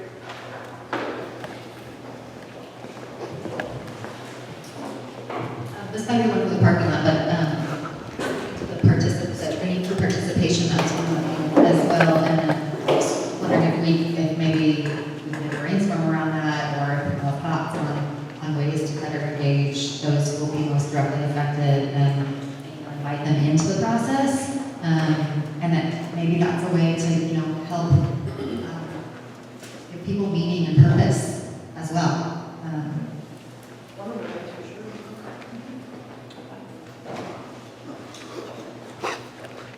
I just want to piggyback on what you just said right there. We have a lot of solutions and ideas and everything, but what we need to bring in is the decision makers. Where is the decision makers here? We can talk about it, but it still needs to go through the city, it needs to go through the county. Why can't we get the supervisors here and the city council? Lori Del Rosa was here. I've been to many meetings with just ideas being kicked around. We need to get the decision makers here so they can answer our questions, because they're the ones who are going to make the decision for us. So, that's one thing I see a lot of people here from the city and from the county, but we need decision makers here. That's why I think. This is true. It's important to bring in decision makers, and if you are able to, those of you who are in this room representing such a range of organizations, are able to present a roadmap to the decision makers, that's a strong statement. I'm going to pass it to Jill, and then to Les, and then to Jackie. So Mars, you're right. We need to have a collaboration with decision makers, but within this room, there are a lot of decision makers. There are a lot of heads of agencies. There are people that determine the operation of county and city government. We're here. We just need to collaborate. What I have a concern about is that we tend to fall back into thinking that all of what we're thinking about doing here today is going to be resourced by government. And I don't think it will. I don't think it's enough. And I think as we talk about sustainability, we're going to talk about how can funders collaborate? How can we present a plan that gets endorsed by government and partially funded, but then we take it to private philanthropy for more funding, or national foundations for more funding. If they see the strength of collaboration behind something, they'll consider that. It's going to take everybody deciding together. And I don't know about you, but I don't like government making my personal decisions for me. So, we all have to decide that we are the decision makers here, and we just need to create a plan that everybody can get behind. Not about me, without me.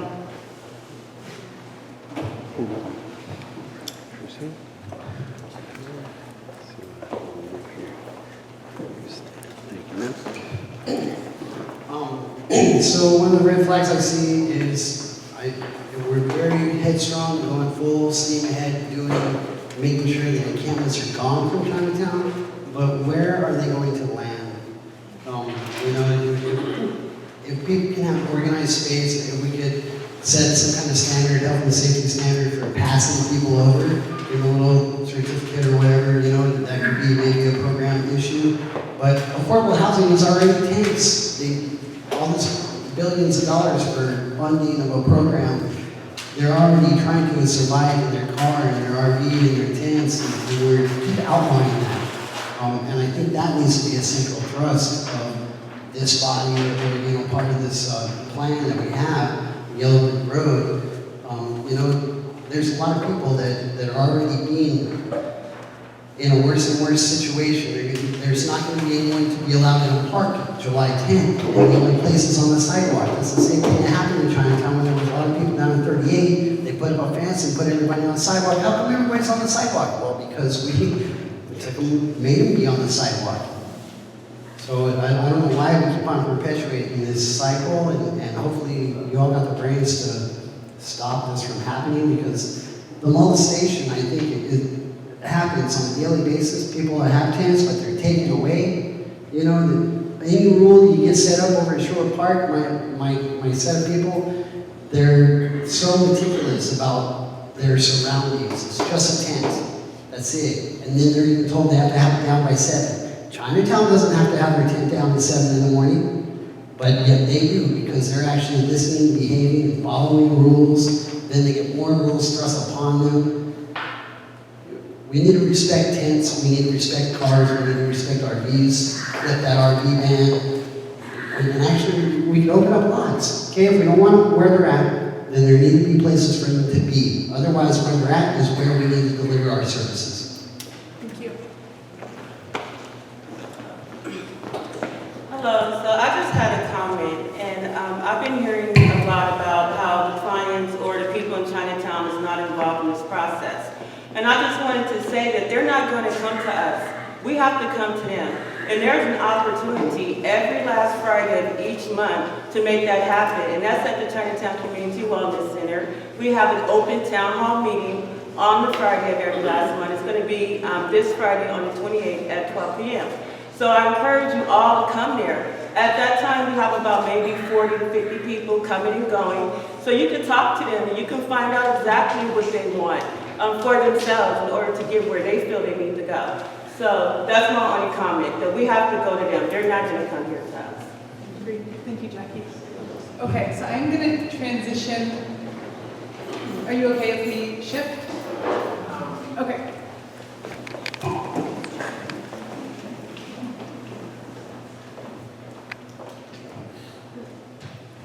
I'm interested in knowing exactly what the city of Salinas has planned for the homeless in Laurel, and I believe that the plan was to have something similar to over what's at West Dallas South for the homeless shelter. I don't believe that this is the path to go.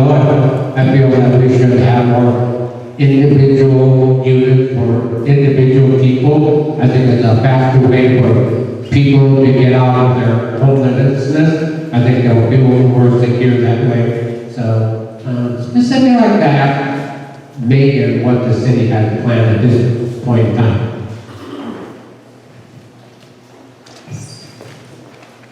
Were you asking a question for somebody's directly? Would you like to address the question?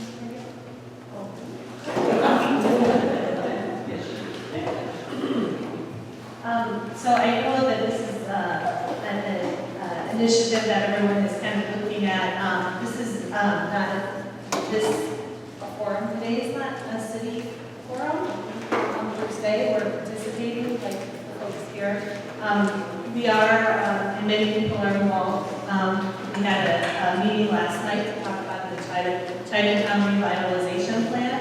And so the city is working with various stakeholders in Chinatown on that revitalization plan.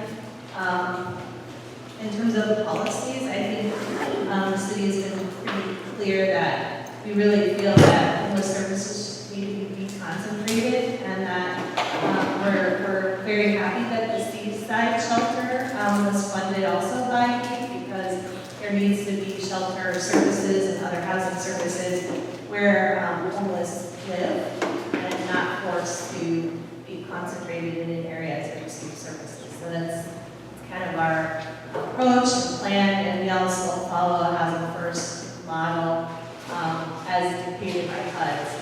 That's kind of, and I would like to say we have a great partnership with the county. The county actually took a leadership role in the homeless shelter that was funded at Laurel.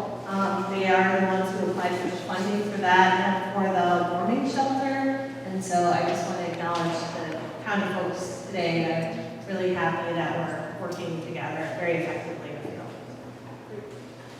Thank you very much. Okay, so we've heard some broad range of your input. Thank you for sharing all Big questions that need to be addressed include the consequences of funding connected to housing first. And so there needs to be a lot of consideration given to the housing first model and state and federal funding that is often linked to that model. We're missing input from directly impacted people, and Jackie highlighted the opportunity for the engagement on the last Friday of every month at noon. And also the importance of involving decision makers in these conversations moving forward. Those were the big question marks that you raised. And then key themes, somebody expressed that you'd like that this is collaborative and interdisciplinary, that there are multiple pathways towards perhaps the same end, the same outcome. Importance of considering youth, continuity of services is key in all of those transition points in somebody's life. There is a challenge around difficulty of hiring medical professionals, and residential treatment is valuable. There could be greater opportunity for residential treatment as part of the continuity of services. Again, representation from encampment residents in this process is critical. Housing needs to accommodate diverse needs. There's basic services that need to be covered, including sanitation, basic sanitation, trash collection. Housing stability is central. Again, the spectrum of housing options. There are questions around legal issues related to some of those housing options. Concern around political will and funding. What are the goals regarding substance addiction? And there needs to be supportive employment as one supportive service. And this isn't going to happen on the first try for most people. This will take time, and some people may enter housing and then leave housing and perhaps re-enter housing. So this might be a couple steps forward, a step back, a couple steps forward, a step back. I would like to shift right now. Is that okay with you guys? Great. Okay, so anything else that has not been captured, that you have had the sense that you really want to get out there that has not been expressed? Okay. My question for you is, given this input, if we take this, integrate this into the plan, refine the plan so that it reflects what you have shared, all of these pieces, would you be comfortable moving forward with this as a roadmap, given that perhaps it would be perfect, but there's such a broad number of people and broad range of perspectives in the room that it is something that you can begin to sink your teeth into and figure out how to move forward as a roadmap. Let's do a temperature check. Thumbs up, thumbs sideways, thumbs down. Like absolutely. I think thumbs up. We have to start somewhere. Okay, so I'm hearing thumbs up, we have to start somewhere. I'm seeing some people who aren't raising your thumb, and so I don't want to assume that that's a thumbs up for you. So I am, thumbs sideways are okay too, thumbs down is okay as well. Seeing some sideways thumbs. Okay, some sideways thumbs. My thumb is up, but I would say, you say a roadmap, I don't really see that. I see that there's a consensus if y'all want to do something, and I don't know exactly what that is something here. So I wouldn't say thumbs down, I would say question marks. This is something to begin to, this is a working draft, it's something to begin working with, moving forward. Just one quick question. Yes. Timeline. What are we talking about as far as timeline? I know that once those units are in Chinatown, there's going to be a big movement. In our discussion today, other organizations are concerned about where they can go. Come down to where we are. So what are we talking? I know we can't do it overnight. What are we talking as far as time? Okay, so I'm hearing questions about timeline, because Moonbeam will be opening in late fall, is my understanding. There are going to be changes in Chinatown. This is inevitable that something is going to be changing. Many things probably will be changing. And it'll be winter weather too. And so there's a question about what is the timeline for all of this. I don't have the answer to that, but what I am hearing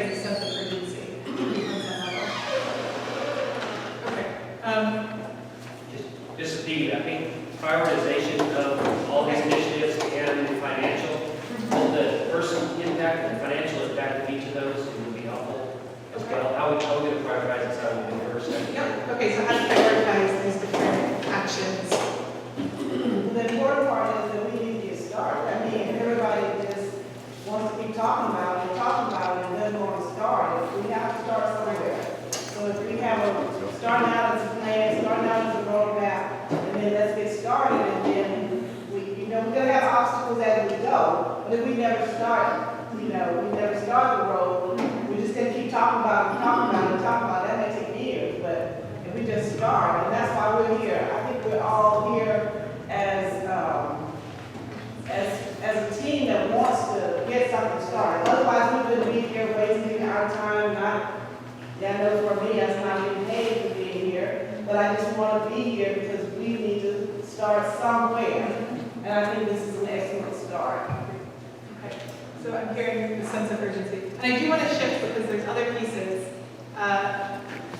So I'm going to ask everybody else to hold because there's also food that is provided. So I would like you to take 5 minutes to go and help yourself with food. If you are not hungry now, there are also boxes that you can pack a sandwich into for later, for after the workshop. You don't need to pack it up now, but you're welcome to. So feel free to eat now at your table or take it for later. And when you return to your table, please don't take more than 5 minutes because we do have to keep moving forward. There's some key questions that I'd like you to address. You'll have about 20 to 30 minutes, we'll figure it out, in your group to address 2 questions, which I will write up in the flip chart. The first is, what resources can your organization or entity bring to the table? This doesn't have to be something that it could be something that you're able to commit to today. It doesn't necessarily have to be something you commit to today, but it is something that you will look into. You can explore more with whoever you need to have conversations with, whoever your decision makers are, about what you can bring to the table as an offering towards this plan. That's one question. And I'll have sticky notes that you can write on, so you'll write your organization on the top and whatever that resource is that you can bring on the rest of the team. The next question is, what resources might others bring? Then what are some potential sources of funding? And lastly, where is coordination needed? And how do we coordinate? So those are the 4 questions to discuss. What resources can my organization bring to the table? What resources might others bring? What are some potential sources of funding? Where is coordination needed? And how do we coordinate? And I would like each table to assign a facilitator and a scribe to write down the ideas, and then one person to serve as an ambassador who can help communicate 2 key themes from your conversation, whatever those 2 key themes are that you agree on. Okay, so I'll recap that in about 5 minutes while you're there. When you ask us what can we commit to, many of us might be thinking, do I have to limit my comments to what my organization can actually afford to provide? Or what could we provide if in fact we were funded by the national resources? What's yours? It could be either. Right, so you could make Just qualify it. Right, so this could be something that you can, in a week, turn around and commit to doing. Or this could be something that you commit to exploring funding opportunities in order to provide that service. That's up to you. It would be helpful if you specify, so in your responses to these questions, please do be as specific as possible.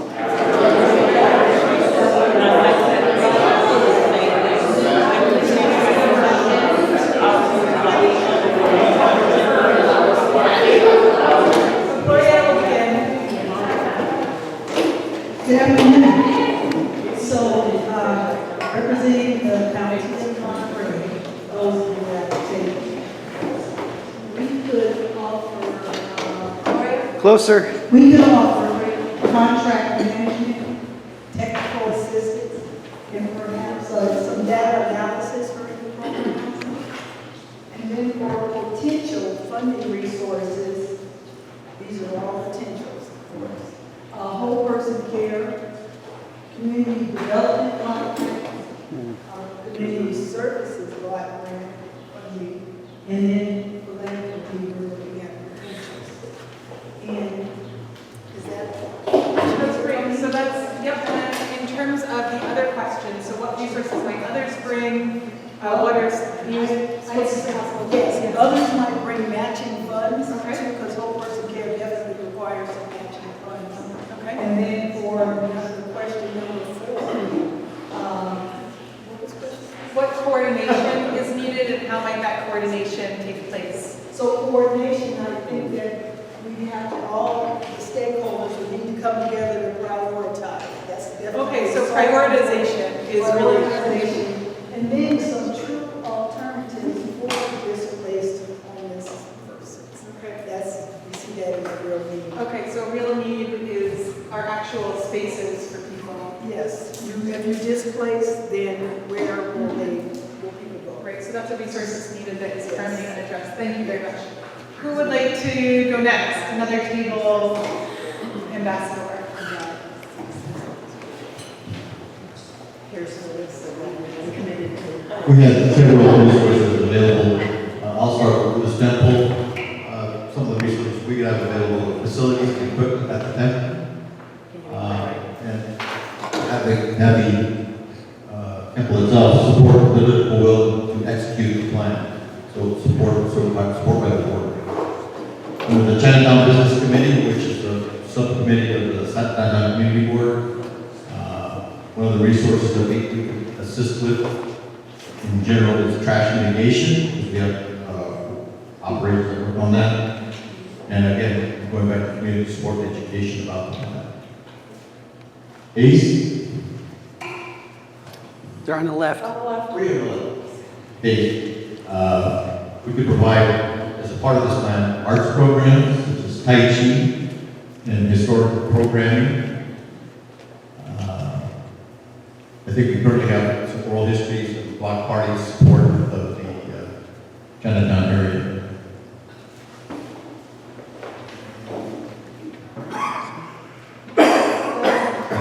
Some of the answers are like, what are potential resources or other resources on our table? We talk about, for a lack of a better term, adopt a tent. In other words, the thing was, there was like, there's 100 less tents in the area.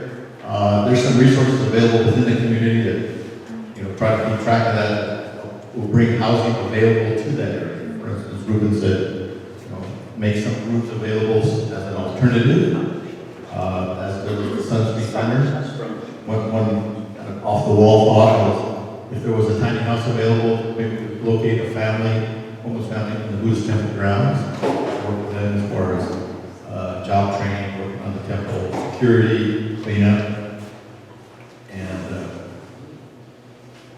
and trying to keep a tally so we know that that number is going down as far as the resources. We say, okay, well, let's put a count of 120 tents, and every tent goes down with the aid of resources in the area that can be coordinated. And also, obviously, keep money, that's a potential source. And what coordination is necessary? I guess currently, I'm not sure there is much coordination. So that's a question. Is there enough coordination? But one of the areas that would be beneficial, even when we talk about one of the resources available in housing, would be let's say a housing coordinator as far as some of the availability of each of these houses, be it interim, Sun Street Center, or even Ruben's Cortez Hotel, with those things be available, and there probably is not coordination of that right now. So one person. Or a entity. An entity that could track Right. those. Yeah. Okay. Great, thank you.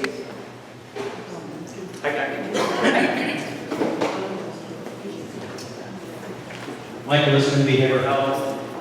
Hi, everybody, good afternoon. So we have a rich range of resources at our table. I'll just kind of go around the table. Victory Outreach has been increasing their shelter to include women, 15 to 20 women per night. They have a range of resources. They have clothing, which I know that our emergency departments at Natividad and Salinas Valley have to clothe people as they're coming through the emergency shelter, the emergency room, and they have excess clothing that they actually can't utilize effectively to serve all the people. So they have more clothing than they actually need. So they're willing to share that with our emergency departments.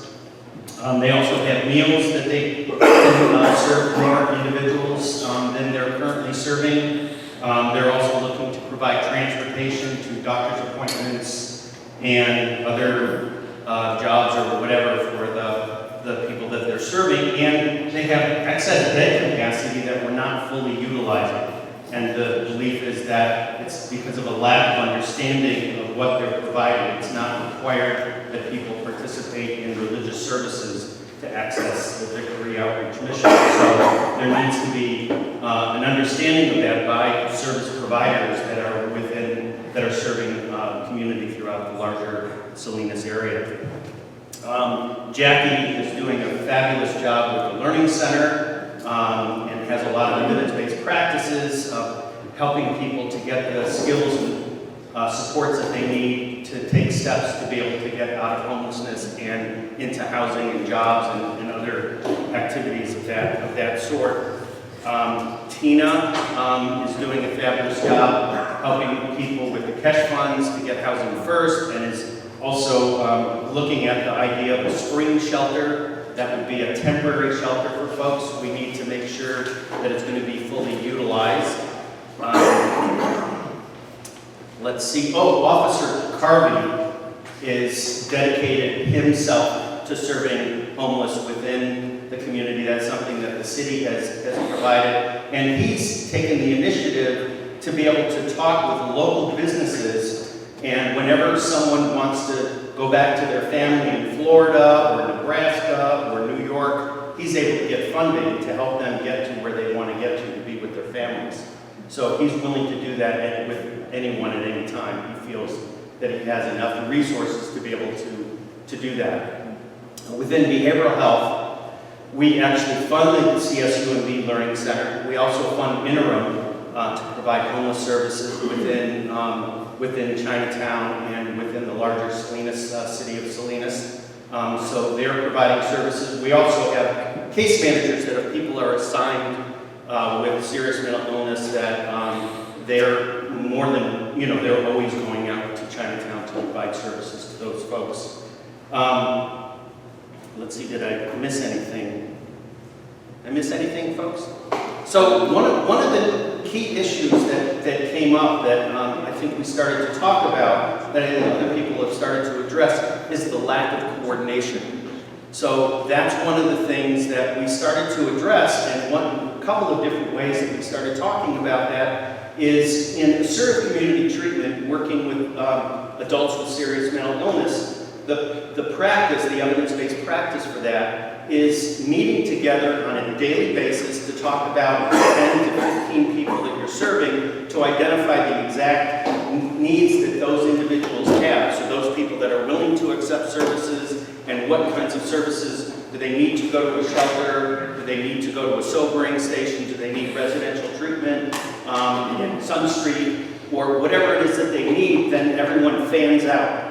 Almost everyone at the table said that they would be willing to participate in that. So that's something that I think if we got representatives from everyone who's in Chinatown in some way, shape, or form, whether it's meeting weekly or on a daily basis, we could begin to address individuals one at a time. Because one of the points that Officer Carvey made is that if you do a focus group with 12 people from Chinatown that are homeless, you're going to get 12 different opinions about what's needed, because everyone has their own opinion about what is needed. So it's really about one person at a time that needs to get served and supported and connected with the services and supports that they can take advantage of. We also have funds for No Place Like Home that everyone voted for in November of last year. And so we're working together with Anastasia and the city, the county, to be able to get access to those funds. $3.8 million for our first non-competitive funds, and we will have access to 2 or 3 different potential pots of competitive funds that if we have good plans or proposals, we could get up to, I think, 20 million per year. We're probably not going to get that much, but if we have good proposals, then we would be able to utilize those funds for homeless adults who have serious mental illness, and they would have to qualify for that. So that's what they will be at. Thank you very much.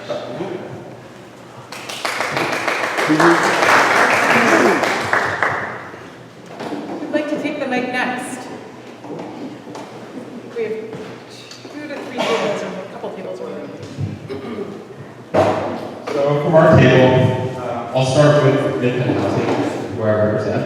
We have 88 affordable housing units. Along with those 88 affordable housing units, we'll have 2 full-time social service workers. One providing case management, and another one will be our harm reduction specialist. Along with that, on the ground floor, there will be commercial space for the arts, and community-based organizations, and third-party case management. We're still in the process of lining up all those tenants, but I believe also law enforcement will have a small office in there as well. From interim, they're going to have some space in our building as well. They have 2 full-time participants in the program. One will be based in the office, and then one will be doing outreach on the streets. From First United Methodist Church, they have a strong desire to be involved in the Chinatown efforts. They also have the ability to receive mail from homeless individuals. They have a feeding program and provide a lot of support. From the Natividad Medical Center, they have resources for follow-up care. They also conduct assessments for the needs of individuals. On the funding side, they have the Natividad Foundation for funding.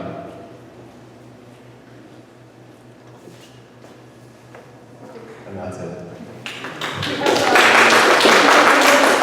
Any other questions? What the draft funding or coordination is needed?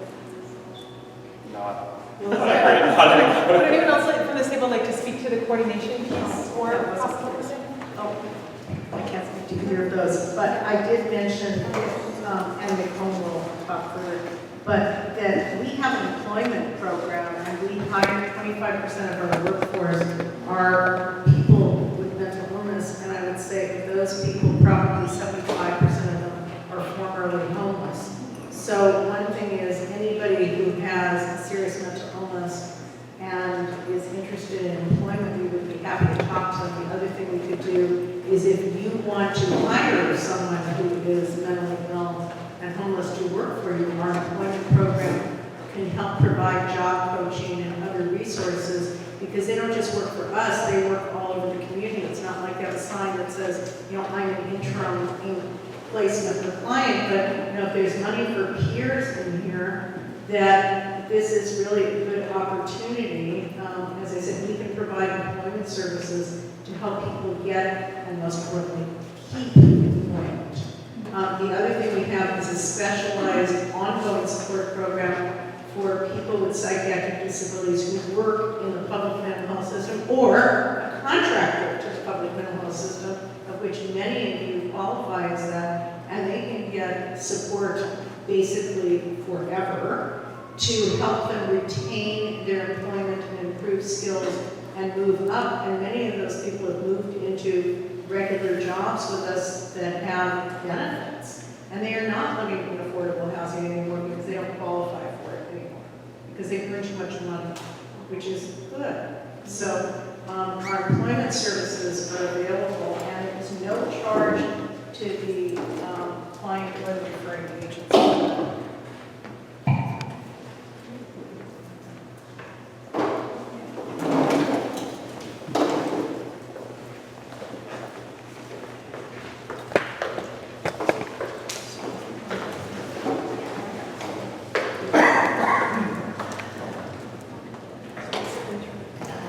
All right, so my name is Juliana. I am the outreach counselor in Salinas.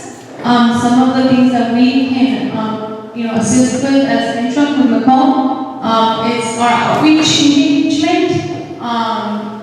support with forms such as helping with housing applications, SSI, whole person care referrals, and also as part of my job, I also do HMIS with all the clients that I outreach. And if I feel like they don't qualify or they would be appropriate from a home, I do cars which puts them on rate housing waiting list. And we also provide transportation, make sure that they get to their appointments. If they have to go to medical, we'll go with them. If they have to get a government phone, we help them with that. If they have to go get general assistance, we assist with that. Anything that can improve their daily needs that they may need. We also provide mental health counseling, basic coping skills, harm reduction. We address trauma, and we also provide hygiene products and bus passes, even food if they are not able to access food. And we also we would like to place outreach social workers in hospitals such as ER, so they can better get the help that they need.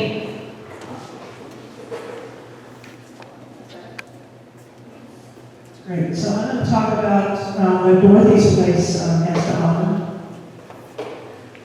Our existing services are available. That's our drop-in center, which is open 10.5 hours a day, and twice daily meals.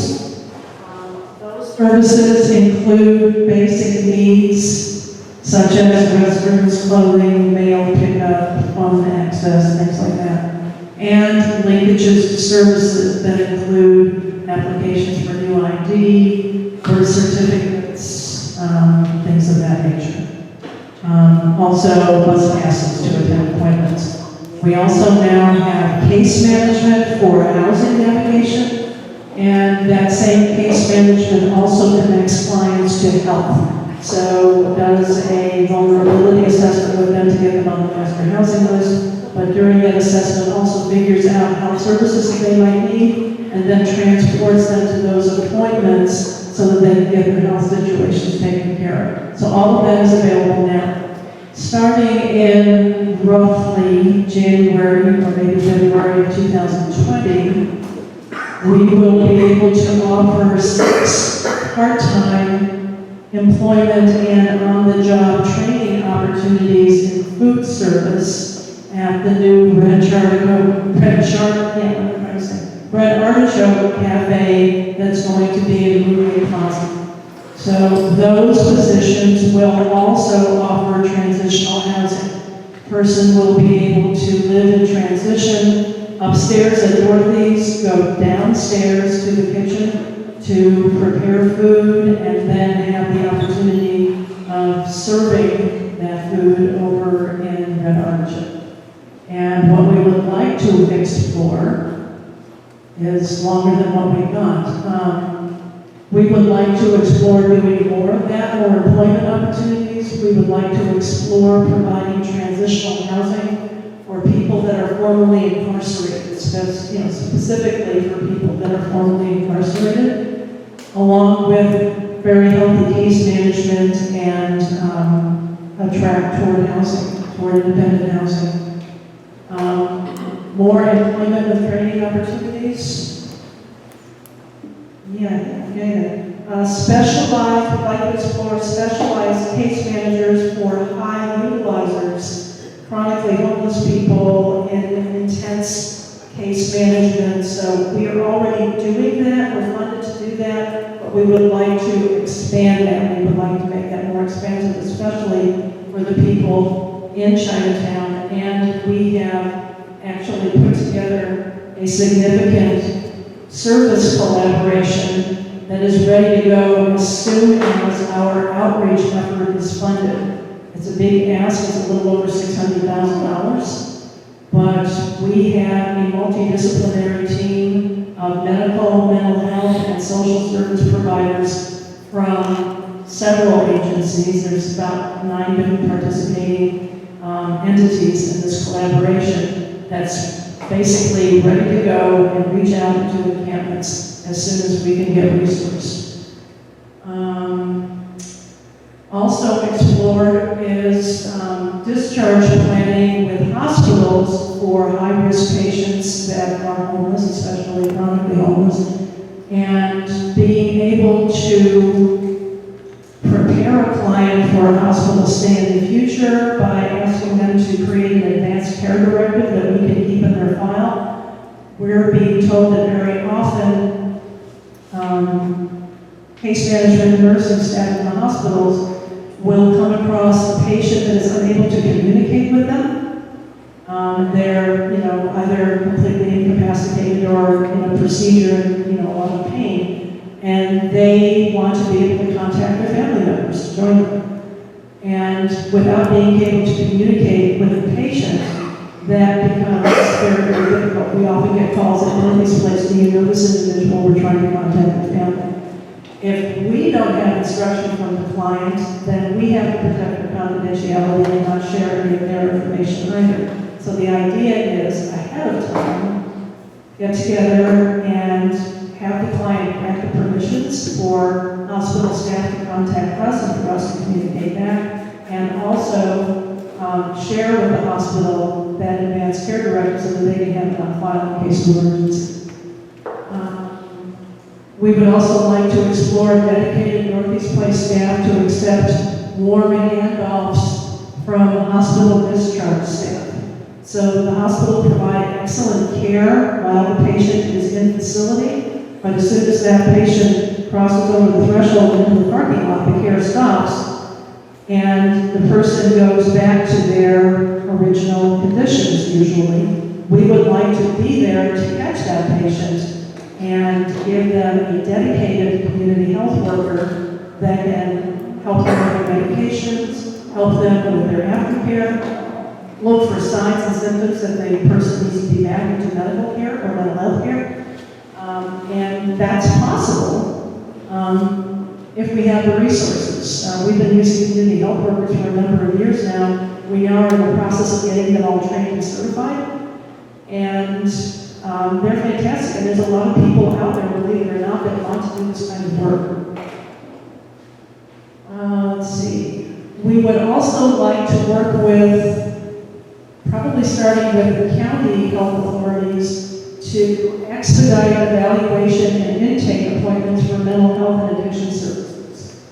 For people that are at high risk, people that we know can't wait 2 weeks for an appointment, or can't wait 4 months for an evaluation. We would like to figure out some way to pipeline that for individuals with a particular set of characteristics, not everybody, because that's probably impossible, but individuals that are high risk. And we can help them because the Northeast Place staff member can accompany them where they need to go and provide transportation. And the last thing on the list is exploring working with other agencies to do the same, to have the same kind of arrangement, and then all of us come together once a week. This is something that Michael was suggesting, I think, and work as a multidisciplinary team on some of the more high-risk clients that are really tough to work with, and just kind of wrapping ourselves around to people. Thank you. Kevin, was there anything else, or just do we have all the notes? She had all the notes, like I said.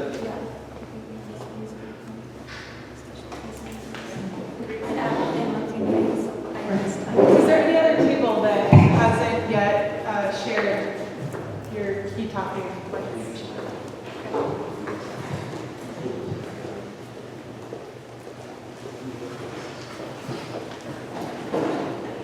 For my table, I'm going to talk about what we discussed as a group, because we actually had city staff, we had community or members of different community organizations. So one of the things that really came out as the organizational commitment from the city standpoint, we have staff that are going to be committed to carry out the Chinatown revitalization plan, but also the implementation of the plan that comes out of it. So we are going to have staff members that are going to be present in Chinatown working with stakeholders, residents, making sure we carry out the plan to revitalize the neighborhood. But also, one of the things that they brought up is that, they're already committed to some of the organizations that are there. They're already committed to be present, being there. They have community meetings, they have events for the whole community. And also, one of the other things that people brought up is that we need to build kind of staffing capacity. And especially one of the persons in my group, they said, we are there to train people of the different things that we do, especially with the different medical treatments that they do, the testing for the hepatitis C and that kind of stuff. So building that capacity, the training, and being there, that's what they said they will be meeting. When it comes to looking at resources that we can look, the city of Salinas used recently, it's looking into the downtown streets team, and they're using general funds to hopefully bring them to the city and ensure that the streets of Chinatown are kept clean. Along with this team, it's also going to bring opportunities for homeless individuals to be hired to help maintain Chinatown streets clean, as well as they're also going to have a housing component. So they have a goal to being able to house some of these homeless individuals that are in Chinatown now, get them into housing. So that's one of the things that, city is looking into. But when we're talking about other resources that are coming down the pipeline, in our group, we were thinking that we also need to tap into the general fund from the county and other cities around us. We need to, of course, we have cash in the heat, as well as look for private foundations, different housing funds, whole person care, but without forgetting, and I think this was really important, because one of the persons in our group mentioned it, we need to go all the way to the state and engage our politicians to be able to hopefully get more funding. And with the example that he gave us, there are specific organizations went all the way to the state to get funded and be able to hire people to do the things that they need to get done. So I think that's important. And one last funding source that we talk outside of our agencies is the tax credits. That's really important. Any multifamily apartment complex that gets built, whether it's affordable or low-income individuals, needs tax credits to fit it in the gap to be able to produce the housing that we need. So we also need to think about that. And then when it comes to what our organization looks like or what we need to do, one of the things that was really big for our group is we need to have better leaders and stronger leaders, but also these leaders have to be the decision makers. I think we need to include the decision makers into the conversations. They need to be more present. And also we need to be more inclusive of having everyone at the table, from having the people that experience homelessness, the residents that are around Chinatown and in Chinatown, businesses, service providers, decision makers, bring staff from the hospitals, nonprofit organizations, and I think the one big piece here too, I think we need to work closer with our the organizations from the churches to involve them more. Great, thank you.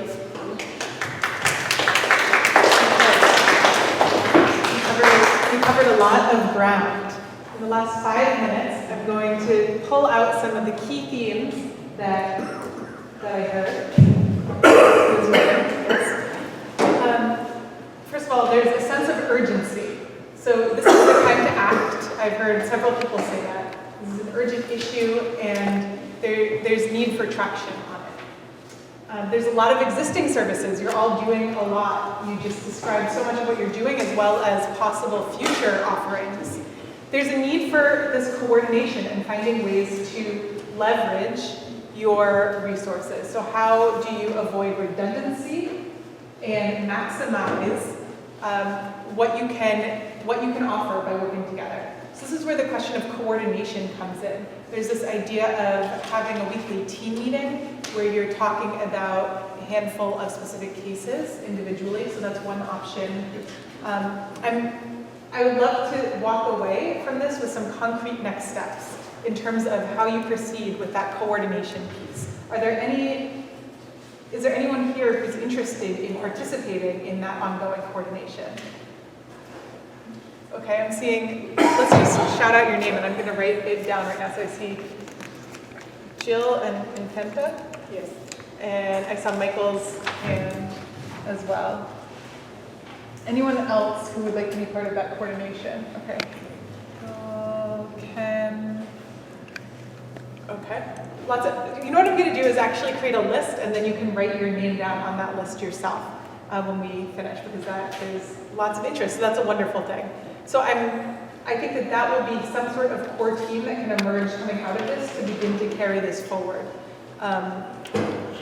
There's the coordination piece around actual services that is needed, and there's also coordination around funding and securing pathways to funding, or at least identifying pathways to funding. And so I will also put out a list. We can have two different lists. One is for the coordination around services in the general plan, and then another is for carrying that to fruition through Revision of the plan. Funding and revision of the plan. Okay, any additional comments at this point? Any last comments? You've all been here a really long time. Yeah, Michael. Just probation and parole are in the room, and Okay. I just thought about that. And if there's a way of tracking the outcomes, that would be, I'm not sure that we mentioned that at all. It would be helpful to know how many people are actually getting housed and getting some outcome from our work. Yep, exactly. Okay, great. So both tracking and then evaluating over time. We meet once a month, the whole person's program, the second Monday of every month.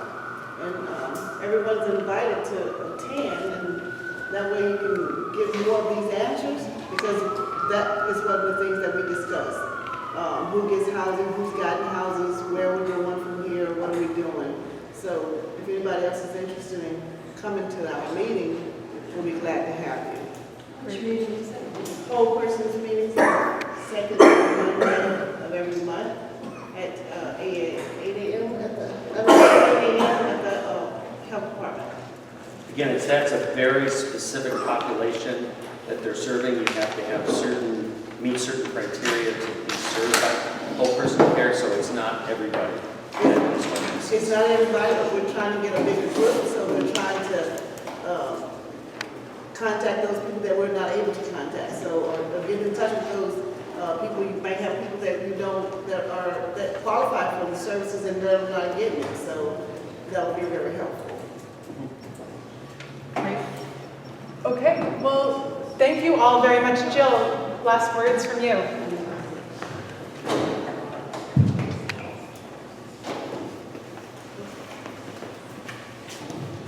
I know we've had a lot of discussion today, and you're probably all kind of tired and ready to get up and stretch and get on with your lives, but I really have to express my gratitude for all of you sticking it out and being here to discuss some really important collaboration and to lend your support and your critique to the plan to end encampments. It's important work. I feel the urgency. I feel everybody is willing to get aboard and do what they can to support this and turn it into something greater than it is right now. So please accept my gratitude for being here. We have actually accomplished a lot today, and I think when you see Julia's notes coming through, recapping all of this, you're going to be amazed at how much was done here today. I invite you to take your name badge with you as a reminder of what we did today, as a reminder of what you stand for, and the lens that we want to view our work through. And please try to get used to the idea that we're probably all going to come together a few more times to make this work. But I think that if we see that we're moving the needle on this, we're all going to want to get together to make this work. Thank you.